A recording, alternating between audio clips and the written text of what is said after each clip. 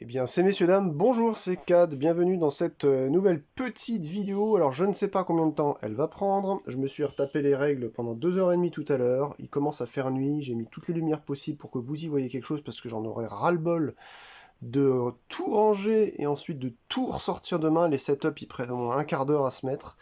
Enfin, plus on a l'habitude, plus ça va vite, mais là, il y a trop de matos, donc je me permets de faire cette vidéo, j'espère qu'elle sera quand même visible, enfin voilà, que vous aurez assez de lumière. Je vous avoue que je fais surtout ça, parce que le but de ma chaîne Mes Vieilleries, à 4 ans, c'était de parler de vieux CCG, mais là, surtout au fur et à mesure où j'ai parlé de jeux de rôle, de jeux de plateau, en tout cas de jeux de société en général, la partie plateau solo, bah, j'ai pas 1500 jeux, hein, j'en ai que 500, et encore. Et du coup, il n'y a pas que des jeux purs solo. Et dans les vieux jeux que j'ai qui ne se jouent pas en solo, il y a ce jeu-là qui n'est pas trop documenté sur YouTube, sur Internet en général. Peut-être s'il y a le forum Trick Track et peut-être une vieille vidéo en anglais qui existe en 10 minutes. C'est donc je voulais me faire un pense-bête pour une mise en place rapide et voilà, quand je crée cette vidéo, d'abord pour moi, vous m'en voudrez pas, j'espère.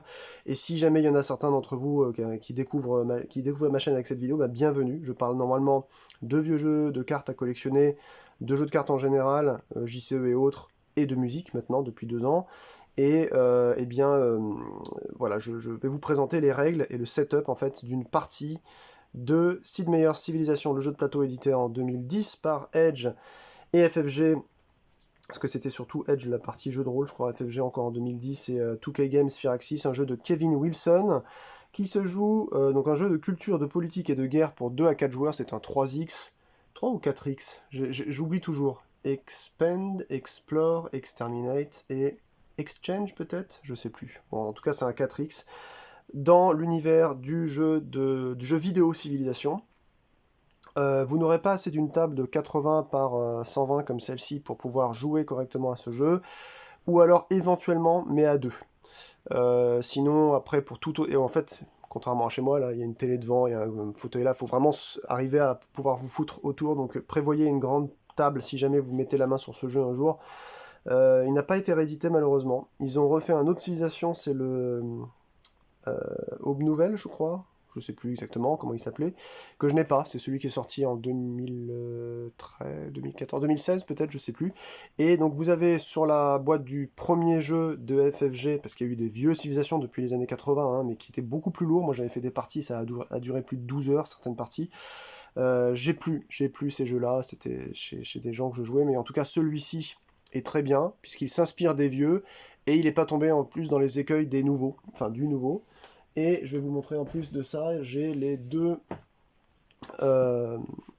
deux extensions qui sont sorties en 2012 et 2013 de souvenirs, à savoir Gloire et Fortune, et Sagesse et Stratégie. Il vous faudra l'une des deux, je ne sais plus laquelle, pour avoir un cinquième joueur. Je crois que c'est ça, voilà, matériel pour un cinquième joueur. Vous avez donc celle-ci, qui vous propose le joueur violet, parce que normalement vous avez le bleu, le jaune, le rouge et le vert de souvenirs.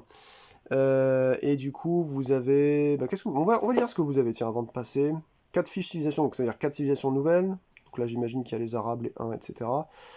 Dominer le monde grâce aux nouvelles possibilités offertes par cette extension de Sid Meier's Civilization, le jeu de plateau. Les cartes personnalisées représentent des personnages historiques comme Marco Polo ou Hannibal, apportant une aide conséquente aux civilisations. Les cartes d'investissement permettent aux joueurs de dépenser les pièces durement gagnées pour les bénéfices durables. Les joueurs peuvent découvrir d'anciennes reliques, transformer leur capitale en métropole, renforcer leur cité avec des fortifications temporaires, ou utiliser les caravanes pour améliorer la productivité. Cette extension propose de nouvelles tuiles plateaux, de nouvelles civilisations, enfin deux, DE, hein, donc il y en a 4 je crois, et du matériel pour un cinquième joueur. Donc ça c'est chouette déjà. Donc ça, si vous avez une grande table, c'est cool de se le choper, mais je crois que c'est assez... Alors, les extensions, une des deux n'est pas très chère, et c'est surtout le jeu, en fait, qui est introuvable, le jeu de base, de souvenirs. Aujourd'hui, en tout cas, en 2025. Ensuite, vous avez celle-ci, Sagesse et Stratégie. N'interrogez jamais votre ennemi lorsqu'il est en train de compléter une erreur. Napoléon Bonaparte. Avec l'extension, blablabla, contrôlez l'essor des 6 nouvelles civilisations, l'essor des Aztèques, des Anglais, des Français, des Japonais, des Mongols et des Zoulous est entre vos mains. Les cartes doctrine donnent plus de profondeur et plus de pouvoir à vos gouvernements. Rationalisez vos progrès technologiques, optez pour une religion Pour guider votre civilisation sur la voie de la richesse et de la culture, et opter pour un expansionnisme agressif et une tradition militaire. Quelle que soit la voie que vous empruntez, les conflits sont inévitables et un nouveau système de combat rend les batailles plus tactiques et intenses. Cette extension propose également de nouvelles tuiles, de nouvelles reliques, de nouveaux types de bâtiments et bien plus encore. C'est donc la deuxième qui est sortie après l'autre. Je ne vous présenterai pas dans cette partie ni les reliques, ni le nouveau système de combat que je n'ai pas bossé. Je vous présenterai juste dans cette partie le setup d'une partie standard, le but du jeu, et vous montrer en fait comment s'agrémentent les différentes mécaniques. Voilà, on va se baser que sur ça. Sinon, c'est Lucas Litzinger et Michael Hurley qui ont bossé pour cette extension en plus de l'autre aussi, je pense. Par contre, il n'y a pas de mode solo, mais j'ai vu sur BGG que quelqu'un en avait fait un. Donc, est-ce que je me tenterai pas un de ces quatre? Rien n'est moins sûr. Bref. Alors, voilà comment on va procéder. Vous avez ce livret là qui est globalement assez bien fait. J'espère ne rien oublier de vous expliquer, parce qu'il y a quand même quasiment 30 pages qu'il va falloir que je vous dise. C'est assez long pour une intro. J'espère que vous allez bien. Ici CAD. Et écoutez, c'est parti. Je ne sais pas encore par où je vais passer. Alors, qu'est-ce que c'est que ces trucs-là? C'est des merveilles. Pourquoi elles sont arrivées sur le côté? Je ne sais plus. Ça y est, ça commence. Je commence déjà. Alors, vous allez voir qu'ici, il y a un mélange. Vous avez le matériel de base, mais vous avez aussi quelques add-ons. Alors ça, c'est les Russes. Je ne sais plus si c'était sur un add-on ou si c'était... alors c'est les Russes. C'est l'armée russe, c'est différent. Vous avez cette armée russe qui rejoint les rangs en plus de la couleur du joueur qui lui appartient. Je ne sais pas si je dois passer en revue le jeu pour une présentation stratégique des éléments. Il y en a trop, en fait. Il y a 3 fois trop de jetons. Là, je vous montre même pas la boîte, mais elle est là. Avec toutes les civilisations et les tuiles. Donc, les civilisations ici, donc vous avez les 6 plus 4 plus 4. Enfin, je sais pas combien, il y en a au moins 12 des civilisations. Il y en a qui sont plus fumées que d'autres. Hein. Vous avez la tuile de chaque civilisation de base. Donc, une fois que vous choisissez votre civilisation, vous prenez le personnage qui correspond à la tuile et ensuite vous l'installez devant vous. C'est une tuile qui ne correspond qu'à ce personnage. Donc voilà, donc là vous avez Nefertiti, vous avez Mahatma Gandhi, vous avez Gengis Khan, vous avez tout le monde. Et ici, vous avez une vingtaine, peut-être un peu plus, de tuiles qui vont vous servir à créer votre paysage. Je vais écarter ça, sinon je n'aurai plus de place. Alors, par où procéder? Au début, on va positionner le plateau de jeu central qui s'appelle le marché. Je crois que ça s'appelle comme ça, je ne suis même plus sûr. Vous voyez, donc c'est ce marché-là. Est-ce que je peux le monter un peu? Hop là. Voilà, donc ça en fait, ce gros truc que vous voyez là, sur lequel je ne peux pas zoomer, je vais essayer de prendre le smartphone, je vais vous le montrer de plus proche. Voilà, ce truc-là comporte plusieurs éléments. Voilà la vue d'ensemble, vous pouvez faire pause, et je vous montre les différents éléments maintenant. Alors vous avez d'abord le premier élément ici, qui est une des 4 conditions de victoire. Là j'ai décidé de jouer français, Cocorico, donc j'ai pris le Napoléon, donc j'ai mis l'icône de mon personnage sur le départ. Donc là, je simule une partie un joueur, mais ça n'existe pas sans règles faites à la maison. Donc tous les joueurs, au minimum 2, jusqu'à 5, vont devoir mettre leur petit jeton ici. Et une fois que vous allez pouvoir dépenser des points de culture dans votre tour, en phase principale de cité, vous allez pouvoir, excusez-moi pour l'ongle dégueulasse qui n'est pas coupé, vous allez pouvoir avancer en fait, par exemple là si j'ai 3, seulement je peux avancer mon jeton que sur une case culture. Si j'en ai 9, je peux décider en fait d'en dépenser 3, puis 3, etc. Ces cases là sont spécifiques, puisqu'elles vous permettront de récupérer un personnage, je crois, je sais plus. Oui, je crois que c'est un personnage, parce que hop, ils sont là, vous voyez, vous les mettez à côté du jeu, dans empilé, face cachée, et dedans en fait vous allez pouvoir prendre, par exemple là c'est un général qui va vous donner un bonus de plus 4 en armée par exemple, etc. D'accord, donc il y a plusieurs personnages qui peuvent vous donner des ressources, des points de culture comme celui-ci, qui vous donne du commerce, on le voit à droite, petite flèche rouge et bleue c'est le commerce, et points de culture c'est les petites icônes de temple là. Donc bien entendu, j'ai pas tout sorti, mais vous mettez, quand vous avez la place chez vous, dans des petites coupelles, les différents types de jetons, à ceci près que il y a des jetons que vous ne pouvez pas, donc vous ne pouvez pas mettre plus du nombre de joueurs sur le terrain. À savoir, alors ça c'est les merveilles, non, c'est non. Où est-ce qu'ils sont? C'est ceux-là, je crois. Donc ça en fait, c'est des jetons, alors il y a tout là-dedans. Il y a les huttes, il y a les villages, ça, où il y a des barbares dedans, et puis vous avez des denrées. Donc là par exemple ici vous avez un jeton de soie, de la soie, ici vous avez le bleu là, alors ça c'est des jetons espions, Et puis, alors est-ce que c'est là-dedans encore? Je me demande bien si... Ah si, c'est là aussi. Vous avez, voilà, ça, la soie, l'encens, ici, et le blé. Donc ça, ce seront des ressources que vous allez pouvoir générer, et vous allez pouvoir fructifier ça un peu comme de la monnaie, tout simplement. Donc, cette piste-là, une des 4 victoires possibles, c'est de faire passer, en fait. Alors ça ne vient pas là, mais ça vient normalement en dessous de ça. Si vous avez la place, ça vient juste en dessous de cet endroit-là où vous avez le prix, vous voyez, qui change à chaque fois. Par exemple, au début de la partie, vous allez en avoir pour, comment dirais-je, entre ici et cette colonne, vous allez en avoir pour 3 de culture à passer. Entre cette colonne et cette colonne, vous allez en avoir pour 5 de culture et 3 de commerce. Et entre cette colonne et la fin, là, 7 de culture et 6 de commerce. Donc, victoire culturelle, votre petit jeton arrive à se positionner jusqu'ici. Donc ça, je le mets ici, mais normalement, c'est en dessous. Hein. Vous avez remarqué, c'est juste que là, il y a mon joueur, donc j'ai pas la place. Donc en fait, le but, c'est d'arriver à faire ça. Vous avez vu que ça va coûter cher en culture, en commerce, etc. Deuxième manière de gagner, eh bien, on peut gagner à la victoire de l'or. Donc dès lors que vous avez c'est votre carte personnage, ça, hein, avec plusieurs indicateurs dessus. Moi, par exemple, en exemple, j'ai pris les Français. Vous avez à chaque fois sur chaque personnage 2 roues. Une roue de commerce et une roue d'or. Vous voyez peut-être un peu plus près ici. Donc là, en fait, ça indique par exemple 3 de commerce. Je vais vous expliquer pourquoi j'ai mis ça sur 3 en début de partie. Et là, vous êtes sur 0 or. Or 0, après ça fait 1, 2, 3 là. Donc si vous arrivez à 15 d'or, c'est-à-dire c'est matérialisé non seulement par cette petite boussole-là, mais aussi vous pouvez vous souvenir de l'or que vous ne pouvez pas perdre avec... Parce qu'il y a de l'or qu'on ne peut pas perdre aussi, parce que ça on peut en perdre, il y a des conséquences de technologie et autres qui peuvent vous faire perdre ça, notamment aussi des conséquences de bastons de souvenirs.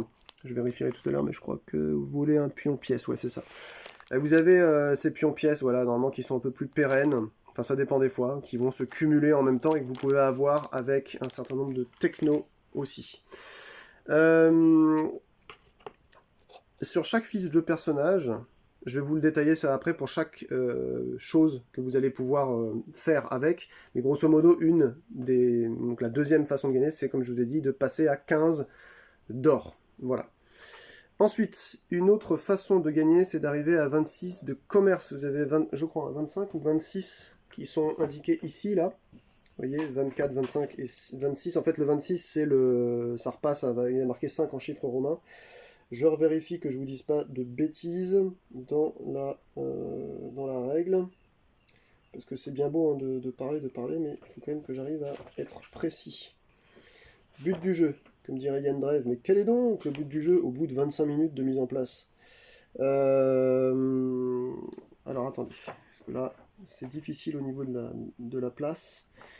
Nouvelle cité. Attendez, je vais reposer ça ici, parce que j'ai besoin de mes 2 mains. Je vous ai dit, c'est une vidéo à la cool hein, pour ceux qui vraiment ont le jeu et qui sont saoulés de devoir lire les règles. Je vais essayer de vous apprendre les règles de manière didactique, mais c'est vrai qu'on ne peut pas faire de partie là. Donc il faudra ensuite déduire par rapport à ce que j'ai dit comment fonctionne le jeu, mais je vais essayer de vous détailler ça globalement de manière satisfaisante.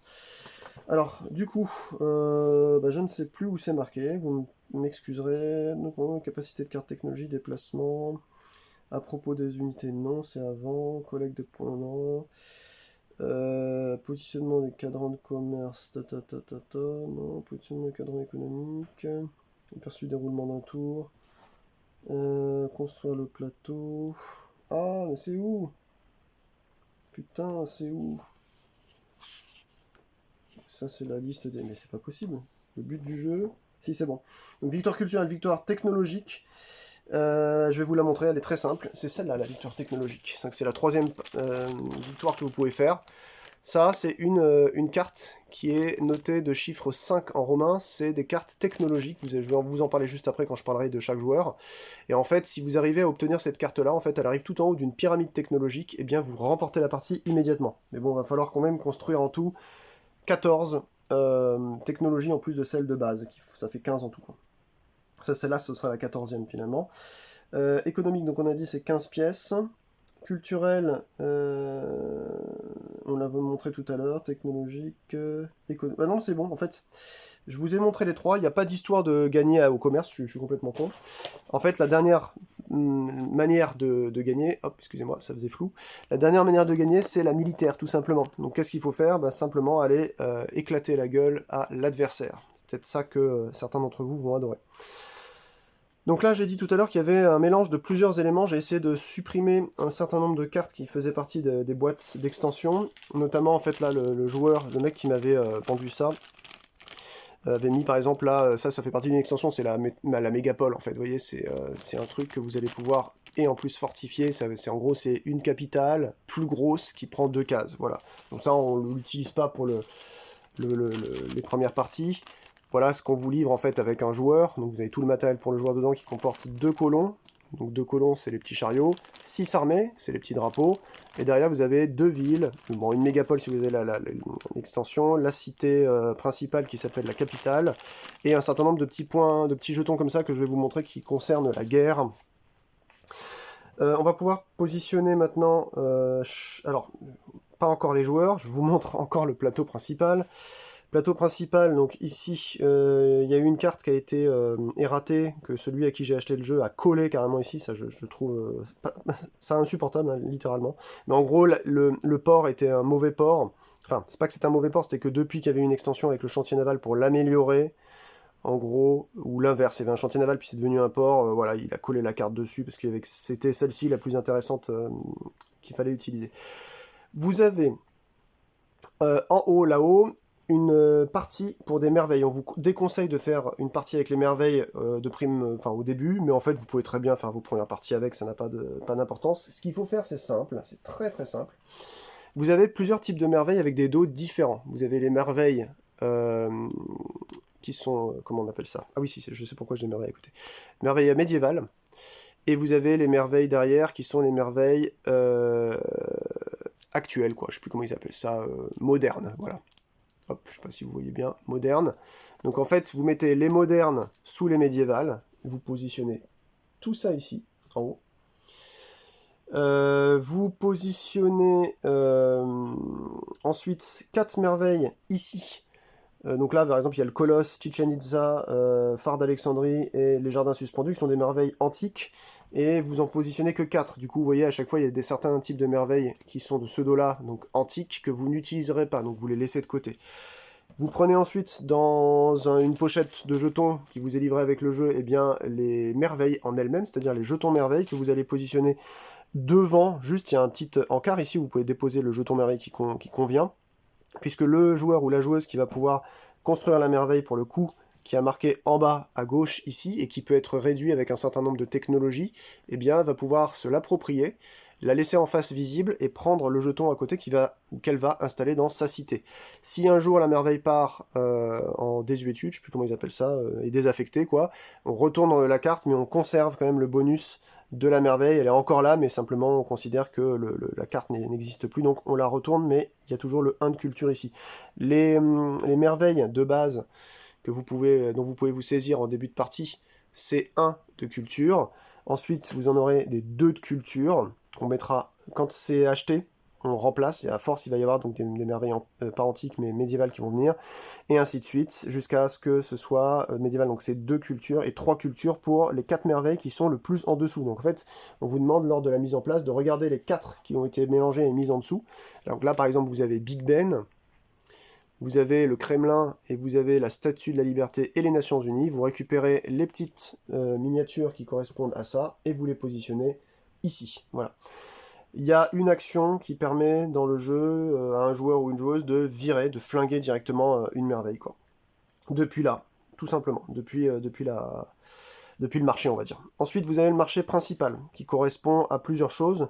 Donc vous avez ici un encart blanc, qui rappelle que vous ne pouvez construire ça que dans un désert. C'est un comptoir. Donc les comptoirs, en fait, c'est identique d'une face sur l'autre. C'est 1 de culture et 2 de commerce. Putain, c'est chiant, ça fait le focus derrière à chaque fois. 1 de culture et 2 de commerce. Donc en fait, il coûte 7. Vous avez le prix avec un marteau. En fait, dès que vous voyez un marteau, c'est la production. Ça s'appelle la production. Est-ce que je peux vous en montrer un de plus près? Non, pas pour l'instant, c'est pas grave. Ensuite, ici, par exemple, vous avez que sur l'eau, chantier naval port, 5 de production ou 7 de production. Ça correspond à ces icônes que vous allez prendre, enfin ces jetons, et vous allez construire ça chez vous sur une case carrée. Et ensuite ici, bah, ça continue, hein. Vous voyez, il y a marqué n'importe quel terrain sauf eau. Ici, ça doit être... attendez, j'arrive pas à lire. Montagne uniquement, donc la mine et l'atelier. Ici, c'est plateau, enfin prairie uniquement parce que c'est vert. Vous avez le coup 8, 5, voilà, ça c'est un grenier, ça c'est un aqueduc, bibliothèque, etc. Donc d'ailleurs, il y a des jetons qui correspondent en fait à une amélioration. Vous avez un grenier et vous allez pouvoir à un moment donné l'améliorer en viaduc. Pourquoi? Parce que juste à côté, vous ne le voyez pas d'ici parce que c'est tout petit. Attendez, je vais essayer de vous avancer. Vous avez en fait, regardez, une petite flèche. Donc ça indique que c'est l'amélioration de ce qu'il y a à côté. Là, c'est pareil, l'université, l'amélioration de la bibliothèque, et ainsi de suite. Cathédrale, amélioration du temple, etc. etc. Vous voyez qu'en haut, vous avez parfois des étoiles. Alors les étoiles, ça veut dire que vous ne pouvez avoir que une construction dans votre cité qui correspondra en fait à... Enfin, avec une étoile. Vous ne pouvez pas jamais en avoir deux avec une étoile, sauf s'il y a une mention contraire, tout simplement, comme à chaque fois, hein, comme dans chaque jeu. Lorsque vous avez, par exemple, un bâtiment avec une étoile et que vous avez envie d'en remettre un autre avec une étoile, c'est possible, mais il faudra péter en fait le bâtiment, tout simplement. Vous avez la possibilité de ne mettre aussi qu'une seule merveille chez vous, dans une cité. Vous pouvez quand même cumuler chez vous, autour de votre cité, et une merveille, et un bâtiment unique. Voilà. Et ensuite, je garde ça à la main, comme ça vous allez pouvoir voir la dernière fin du plateau, c'est la plus grosse. C'est la baston. Alors ici, en fait, vous avez des cartes à mélanger d'une certaine couleur. Ici, ce sera les cartes infanterie, artillerie, les unités montées et l'aviation. C'est marqué derrière, hein, c'est juste qu'on voit pas bien. Pourquoi je vous parle d'une couleur? Parce que regardez, par exemple, là, ce sont des cartes bleues. Elles sont toutes bleues. Elles sont toutes des unités cavalerie, etc. Elles représentent en fait des aires différentes. Alors ce qu'il faut savoir, c'est que chaque carte n'est pas strictement identique. Vous avez de la variabilité, je vais vous montrer ça. Par exemple, là, vous avez un cavalier, d'accord, de niveau 1, parce qu'il y a un petit écusson ici, enfin une petite flèche, ça veut bien dire premier niveau. Sinon, après, vous voyez, vous allez monter en niveau 2, niveau 3 et niveau 4, selon l'ère, finalement, à laquelle vous allez être. Il n'y a pas vraiment de notion d'air dans le jeu, mais ça vous montre que si vous avez développé en fait votre civilisation, par exemple en augmentant avec une technologie vos cavaliers, parce que vous avez trouvé, je sais pas, je sais plus comment on appelle ça, je sais pas, équitation, je sais plus quelle est la technologie qui fait ça, là maintenant en fait toutes vos unités vont se transformer en chevaliers. Par contre, attention, parce que du coup, le coût que vous allez devoir aussi avoir augmentera. Initialement, vous payez 5 votre unité montée, mais après, si vous augmentez avec des nouvelles technologies votre type d'unité, certes, elle sera plus forte, mais elle coûtera aussi plus cher, et ainsi de suite. Niveau 3 et niveau 4, c'est vraiment des tanks à la fin. Donc, là, vous voyez, le cavalier, finalement, il a 3 de vie et 3 points de force. 3 points de... Excusez-moi, 3 points de puissance, 3 points de force, quoi, et 3 de vie. Celui-ci n'a que 1 point de force et 3 de vie. Celui-ci a 4 de force et 2 de vie. Vous voyez, ils sont pas tous identiques. Et pareil, hein, il y a de la variabilité sur les cartes quand ils augmentent de niveau aussi. Vous avez un rappel ici, en fait c'est ce qu'on appelle l'icône de domination. Ça veut dire qu'en gros, si il se bat dans un combat, je vais vous simuler une baston pour montrer comment ça se passe, c'est un peu particulier. Si cette unité se bat contre un archer, donc l'archer, je rappelle, hein, c'est les cartes vertes, vous voyez, il y a une notion de domination sur lui, ça veut dire qu'il va infliger ses 3 d'attaque à la vie de l'archer, et l'archer, lui, simultanément, n'infligera pas son attaque à la vie de ce chevalier. Pourquoi? Parce qu'il y a une notion de domination. Si c'est une unité montée contre une unité montée, il n'y a pas de domination, les deux sont en même temps, et si vous attaquez une unité, en fait, comment dirais-je, qui elle, vous domine, c'est du coup elle qui va d'abord installer sa force sur vos points de vie, enfin réduire voilà, vos points de vie vos points de vie de sa force, et vous n'aurez pas le temps, parce que c'est elle, l'autre unité, qui vous dominera. En l'occurrence, ce qui domine les unités montées, ce sont du coup les infanteries, voilà. Notamment les pitiés par exemple, hein, qui vont pouvoir venir, voilà, après c'est du lore, hein, vous inventez l'histoire que vous voulez, donc vous mélangez tout ça, vous mettez ça là-dedans, chaque pile, et puis vous avez donc les unités d'aviation qui, elles, vous avez vu, elles n'ont qu'un seul coup. 12, mais pour 12, il faut que, pour les acheter, il faut que ce soit en format étoile. Et initialement, chaque joueur va positionner en dessous de chaque pile ici d'unité un écusson. Donc là, par exemple, ça rappelle que pour l'instant, on est en début de partie. Moi, mes unités montées sont qu'en niveau 1. Si j'ai une technologie qui me permet d'augmenter ça, eh ben, je le mettrai comme ça pour rappel. C'est-à-dire le joueur rouge peut directement, mais doit acheter les unités au prix du niveau 2, etc., etc. Si ça, c'est parti, bah ensuite, vous allez vous servir des jetons que vous avez en réserve ici. Vous voyez, il y a plusieurs d'autres types de jetons qui vont vous faire montrer du niveau 3 au niveau 4, attendez que je vous dise pas de bêtises, non, du niveau 3 au niveau étoile, voilà, c'est un peu pareil, le niveau 4 c'est l'étoile, quoi. Mais du coup, ici, ça veut dire que, vous voyez, moi, je peux pas construire d'aviation, il faut avoir développé la technologie vol pour pouvoir le faire. Une fois que j'ai développé la technologie vol, je retourne ça, j'ai la petite étoile, donc c'est bon, je peux payer mes avions à 12. Et donc les avions, eux, n'ont pas de notion de domination, vous voyez, ils n'ont pas le petit logo domination, mais par contre, vous avez vu la violence, quoi. 6 d'attaque, 6 de vie. Voilà, bah, généralement c'est ça tout le temps, je crois, je sais plus. Hop. Ouais, c'est du 6. Là. Ouais, il y a du 7 aussi, 5. Vous voyez, 7 de force, 5. Il y a des toutes petites variabilités. Voilà, c'est un peu plus fun, quoi. Mais globalement, c'est ça. Et donc, les cartes qu'on pose juste en dessous ici, je vous en avais pas parlé tout à l'heure, ce sont les événements culturels. Vous avez 1, 2 et 3. Quand votre personnage, enfin, quand votre icône de personnage représentant votre civilisation passe en fait dans une zone, et si à un moment donné on vous demande de piocher une carte de culture, d'un événement de culture, vous le prenez d'ici. Si vous êtes ici, vous le prenez ici. Si vous êtes dans cette zone-là, avec votre jeton, vous prendrez bien entendu, vous l'avez compris, ici. Donc, je pense que le plateau s'est expliqué. Je vous ai pas dit à quoi servaient les bâtiments, mais en fait ça va un peu de soi. Vous allez voir ce que je vais vous montrer le plateau principal des Français par exemple. Ce truc-là, si je l'installe chez moi, bah, ça va me donner plus de... Ah, c'est insupportable, putain, c'est pas possible. Ça va me donner plus de en force, vous voyez, en bonus de force. Je vais vous expliquer lors d'une bataille comment ça fonctionne. Et ça me donne 2 icônes de commerce tout le temps, en fait, tant que c'est chez moi. Alors on va se pencher un peu maintenant justement sur ce qu'on a au niveau de la... Tac, je vais essayer de mettre ça un peu plus comme ça et de baisser mon stand. Je vais vous montrer comment on commence la partie. C'est là que ça va être plus chouette à regarder. Tac. Alors ça par exemple c'est la carte des Français. Pourquoi? Parce qu'il y a l'icône de Napoléon derrière, tout simplement, vous voyez.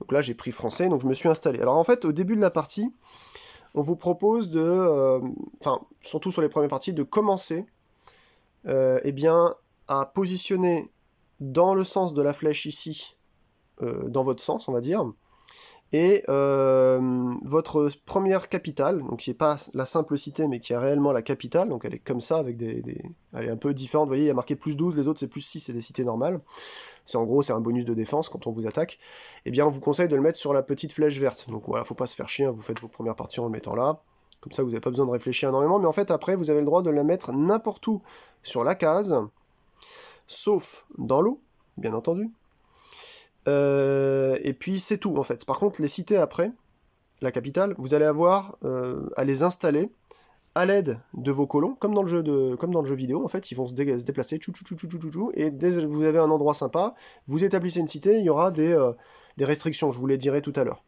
Donc comme vous le voyez ici, il y a plusieurs types de paysages, comme on l'avait vu sur les bâtiments qui peuvent se construire. Vous avez donc l'eau, le désert, la montagne, la prairie et la forêt. Et en fait, il y a un moyen stratégique de s'installer, c'est que, vous voyez, comme dans le jeu vidéo, c'est pour ça que c'est vraiment une simulation du jeu vidéo, je trouve, c'est que vous avez des ressources autour, et des points de culture, et des points de commerce. Voilà, et des points de production. Vous avez un peu de tout, au final. Donc là, il n'y a pas de point de culture. Par contre, il y a aussi des denrées. Donc là, par exemple, il y a de la ferraille. Là, sur cette case-là, il y aura du blé, et ici, il y aura de la soie. Vous voyez ? Donc, c'est des trucs où vous vous dites, bon, si par exemple j'ai envie d'avoir de la ferraille, je préfère mettre ma cité ici. Pourquoi? Parce que, en fait, vous n'allez pas récupérer les choses sur l'endroit où la cité est posée, logique, parce que regardez, si on couvre, c'est qu'on ne les voit plus. En fait, vous allez avoir un rayonnement initial de la cité sur les 8 autres cases qui sont autour. Donc vous avez en fait un carré, on va dire, 9 cases, 1, 2, 3, 4, 5, 6, 7, 8, 9. Votre cité principale est au milieu, et en fait, vous allez exploiter ce qu'il y a autour, donc enfin pas diamétralement, au niveau de la périphérie, c'est-à-dire de manière orthogonale, mais aussi de manière horizontale, tout simplement. Donc de souvenirs d'ailleurs, je me rappelle, j'avais beaucoup joué au 3, moi, et au 4, il y avait des poissons, il y avait d'autres denrées, mais du coup là ils ont limité, vous voyez, c'est déjà énorme avoir pensé, s'il y a tous les types de denrées, ça peut être compliqué. Mais globalement, c'était ça. Donc là, vous avez, on l'avait dit, le symbole commerce. Les petits marteaux, souvenez-vous, c'était la production. Et puis qu'est-ce qu'on a? Si, ici, on a de l'encens aussi, j'avais oublié. Voilà. Encens, ferraille. Vous voyez, il y a 4 ressources sur ce truc-là. Et si on prend une autre, un autre plateau, par exemple, si on prend Gengis Khan, là, le Mongol, bah, lui, c'est complètement différent. Lui, il commence dans ces steppes de Karakorum, là, vous voyez. Il a 2 endroits où il va pouvoir exploiter, par exemple, de la soie. Là, il y a de l'encens. Là, il y a de la culture, par exemple, vous voyez. Culture et commerce. Voilà. Donc toutes ces denrées et tous ces pouvoirs, toutes ces icônes ne répondent pas aux mêmes exigences et ne se dépensent pas de la même manière. C'est un peu là que le jeu est un peu complexe. Au début de la partie, donc vous prenez ce plateau, vous mettez votre cité principale, votre capitale au milieu, vous allez prendre votre personnage et vous allez prendre son bonus. Napoléon, technologie de départ, poterie, premier niveau. Donc si vous avez d'autres je me souviens plus, mais je crois que ça existe. Vous avez d'autres civilisations qui ont à vous demander de prendre une technologie parmi les 36 cartes, parce que oui, j'ai oublié de vous dire, chaque joueur de sa couleur, par exemple j'ai pris rouge, moi j'ai 36 cartes rouges, et vous les mettez donc par niveau de technologie, d'abord celles où il y a marqué 1, et vous finissez par 4 ici. Et souvenez-vous, hein, la victoire technologique, elle est à 5, mais 5, il n'y a personne qui a cette carte, elle est hors jeu pour l'instant. Donc là, en fait, vous allez récupérer poterie, mais parfois, il y a une civilisation qui vous demande d'aller récupérer une technologie niveau 2. C'est pas grave, elle arrivera à chaque fois en bas de votre pyramide. Alors donc là, vous avez remarqué que j'ai très peu de place, mais en gros, il y a une notion très intéressante dans ce jeu-là, je vais vous la montrer tout de suite. Vous allez commencer à côté de vous, de votre plateau, de positionner en fait ça.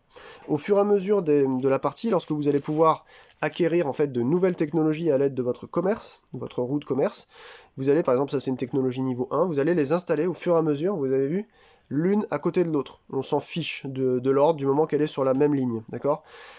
À un moment donné, vous pouvez acheter des technologies qui sont certes plus chères, je vais vous montrer le prix, mais surtout d'un niveau aussi plus élevé, parce que la victoire notamment à la technologie nécessitera que vous atteigniez en fait au moins 2 niveaux 4 pour pouvoir poser un niveau 5 au-dessus. Le but c'est de mettre à chaque fois une technologie d'un niveau supérieur aux précédentes au milieu de 2 autres, vous voyez, elle est comme ça. Je ne peux pas, par exemple, si j'ai qu'une seule technologie en début de partie, je ne peux pas mettre une technologie niveau 2 au-dessus parce que elle se casse la gueule, d'accord? Donc je suis obligé de construire d'abord.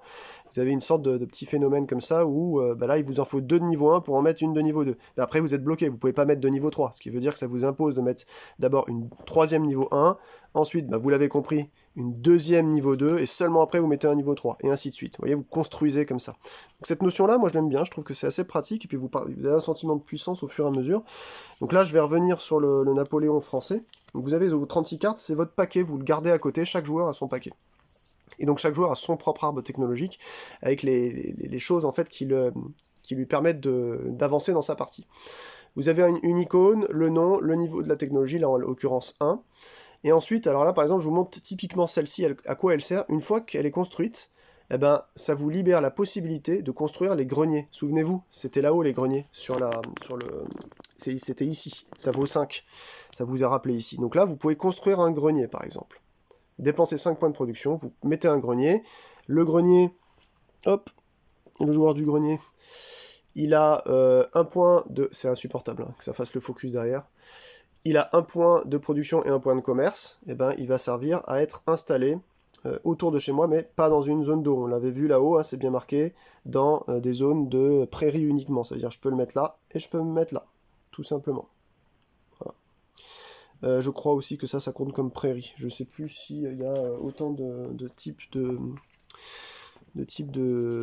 fonds différents sur les... Est-ce qu'il y a forêt ou pas? Je crois pas, hein, je crois que c'est pareil. Ah si, il y a forêt aussi. Donc prairie, ça vous impose de le mettre là. Je ne peux pas le mettre, par exemple, sur cette forêt à côté. Parce que là, vous voyez, c'est plus sombre, c'est une forêt. Là, c'est prairie et prairie.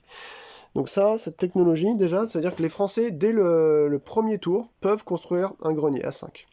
Et ensuite, vous avez un effet ici, qui va pouvoir être joué soit n'importe quand, soit durant la phase gestion de la cité, c'est indiqué gestion de la cité, soit début de tour, fin de tour, c'est indiqué quand c'est voulu. Sur les autres, vous voyez, par exemple, vous pouvez traverser la case d'eau, ça c'est tout le temps du coup. Bataille, c'est en bataille, vous voyez, ça vous rappelle quand est-ce que vous allez pouvoir utiliser le pouvoir. Et donc là, ça vous dit, en gros, que durant la phase principale, qui est celle où vous allez choisir une action, ce qui est la phase gestion de la cité, c'est la phase la plus importante de chaque tour, et bien là, vous voyez, vous allez pouvoir dépenser 2 ressources, n'importe lesquelles, parmi celles que vous aurez récoltées. Donc je vous rappelle, hein, les ressources, la soie, le fer, le blé, ce que vous voulez, pour ajouter un pion pièce à cette technologie, et vous pouvez aller, en gros, comment dirais-je, à 4 fois. Vous pouvez en gros maximiser ça 4 fois. Donc si vous avez à chaque fois 2 jetons, qu'importe les jetons, vous les dépensez, vous gagnez eh bien, du coup une pièce sur la technologie. Et rappelez-vous en fait que ça se cumule avec ce que vous avez sur votre plateau de jeu. Hop, ici là, ce compteur, alors, compteur commerce, mais surtout compteur de pièces d'or.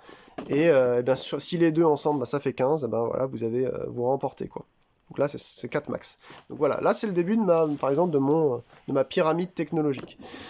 Qu'est-ce que je vais vous expliquer? Chaque joueur aussi, au début du jeu, va recevoir, en plus donc de sa cité, eh bien, une armée. Une armée, en fait, est matérialisée comme ça. Et bah, je vais vous expliquer comment ça fonctionne. Et puis, du coup, le colon, hein, qui est un petit truc comme ça. Un petit chariot. Donc moi, j'ai par exemple décidé de mettre ça ici et là. Je peux les mettre sur la même case. Alors, justement, excusez-moi, vous avez à récupérer aussi avec votre plateau un jeu de 4 cartes politiques. Et chaque personne, en fait, va commencer par le féodalisme de souvenirs. Voilà. Début du tour, collectez une ressource de la périphérie de n'importe laquelle de vos cités. Donc, moi, c'est pas mal. Hein. Féodalisme. Mais les Français, eux, ils te disent despotisme. Donc en gros, ça veut dire que les Français vont commencer avec despotisme. Chacune de vos cités génère un petit marteau, donc un production supplémentaire. Donc ça c'est très bien, donc je ne prends pas ça, je prends le despotisme et je le mets directement sur ma cité. Vous allez voir qu'on peut changer le niveau politique d'un d'un joueur. Le joueur va pouvoir changer son type de politique, ça pourra passer par communisme, féodalisme, démocratie, monarchie, vous avez vu dans les autres extensions, et carrément même des religions qui se mêlent à tout ça, qui sont encore une autre notion. Donc ça, je vous en parlerai pas dans cette aide d'installation. Et puis vous avez une monarchie, donc vous avez une carte particulière qui est celle-ci. C'est non, c'est anarchie. Alors anarchie, c'est particulier, en gros, vos doctrines n'ont aucun effet. En gros, vous êtes obligé d'attendre un tour en anarchie. Vous ne pouvez rien faire au niveau de votre phase de gestion de la cité si jamais vous arrivez en anarchie. Et c'est seulement après ce tour-ci que le prochain tour de jeu, quand on va refaire un tour de jeu, vous allez pouvoir valider en fait votre nouvelle politique, tout simplement. Et en fait, ça se fait pas comme ça. Ce sont des technologies qui vous amènent la possibilité de sélectionner des politiques. Je vous prends un exemple. Par exemple, voilà, ici. Par exemple, là, démocratie, bah, c'est aussi simple que ça, c'est une niveau 2. Elle vous offre la possibilité, quand elle est positionnée dans votre arbre de technologie, bah, de pouvoir choisir démocratie. Ou alors, vous pouvez décider que, une fois que vous avez fait donc cette recherche, qui est à la fin du tour, c'est la phase recherche, je vais vous dire les phases de tour après, eh bien, le tour d'après, immédiatement, vous pouvez prendre directement la carte démocratie et la valider, là vous serez en démocratie immédiatement. Parce que vous avez fait la recherche. Par contre, si vous vous dites, bon bah, j'installe ça parce que j'ai envie d'avoir un arbre de technologie, juste ça m'intéresse pas, je veux aller plus loin, j'ai pas envie forcément de changer ma politique, j'ai été très bien en despotisme, vous pouvez très bien ne pas choisir de passer en démocratie, par exemple, dans cet exemple-là. Si vous le faites pas le tour d'après gratuitement, vous pouvez le faire le tour d'encore après ou plus tard dans la partie, mais si vous faites comme ça, eh bien vous avez un tour en vide, et ce tour vide s'appelle l'anarchie. Vous êtes obligé d'abord de coller l'anarchie pendant un tour où vous n'allez pas faire d'action, durant votre phase gestion de la cité, et c'est seulement après que vous validez ça. En fait, ça représente un petit peu, vous savez, un mouvement populaire qui pendant un an, ça fout la merde, etc. Puis finalement, ça se calme, et le nouveau type de politique peut opérer, tout simplement. Voilà, voilà. Alors attendez, qu'est-ce que j'ai fait comme connerie encore oui, voilà, ça c'est ici. Alors, vous avez aussi donc ces 2 aides de jeu en plus des 4 cartes politiques, qui sont les traits de départ de civilisation et les issues de bataille. C'est une toute petite aide de jeu très simple pour vous rappeler en fait ce qui se passe en fin de bataille, et c'est une aide de jeu qui vous permet aussi de calculer les bonus. Ça peut être pas mal. Ça c'est très pratique, mais une fois que vous l'avez lu une fois, bah, vous la connaissez.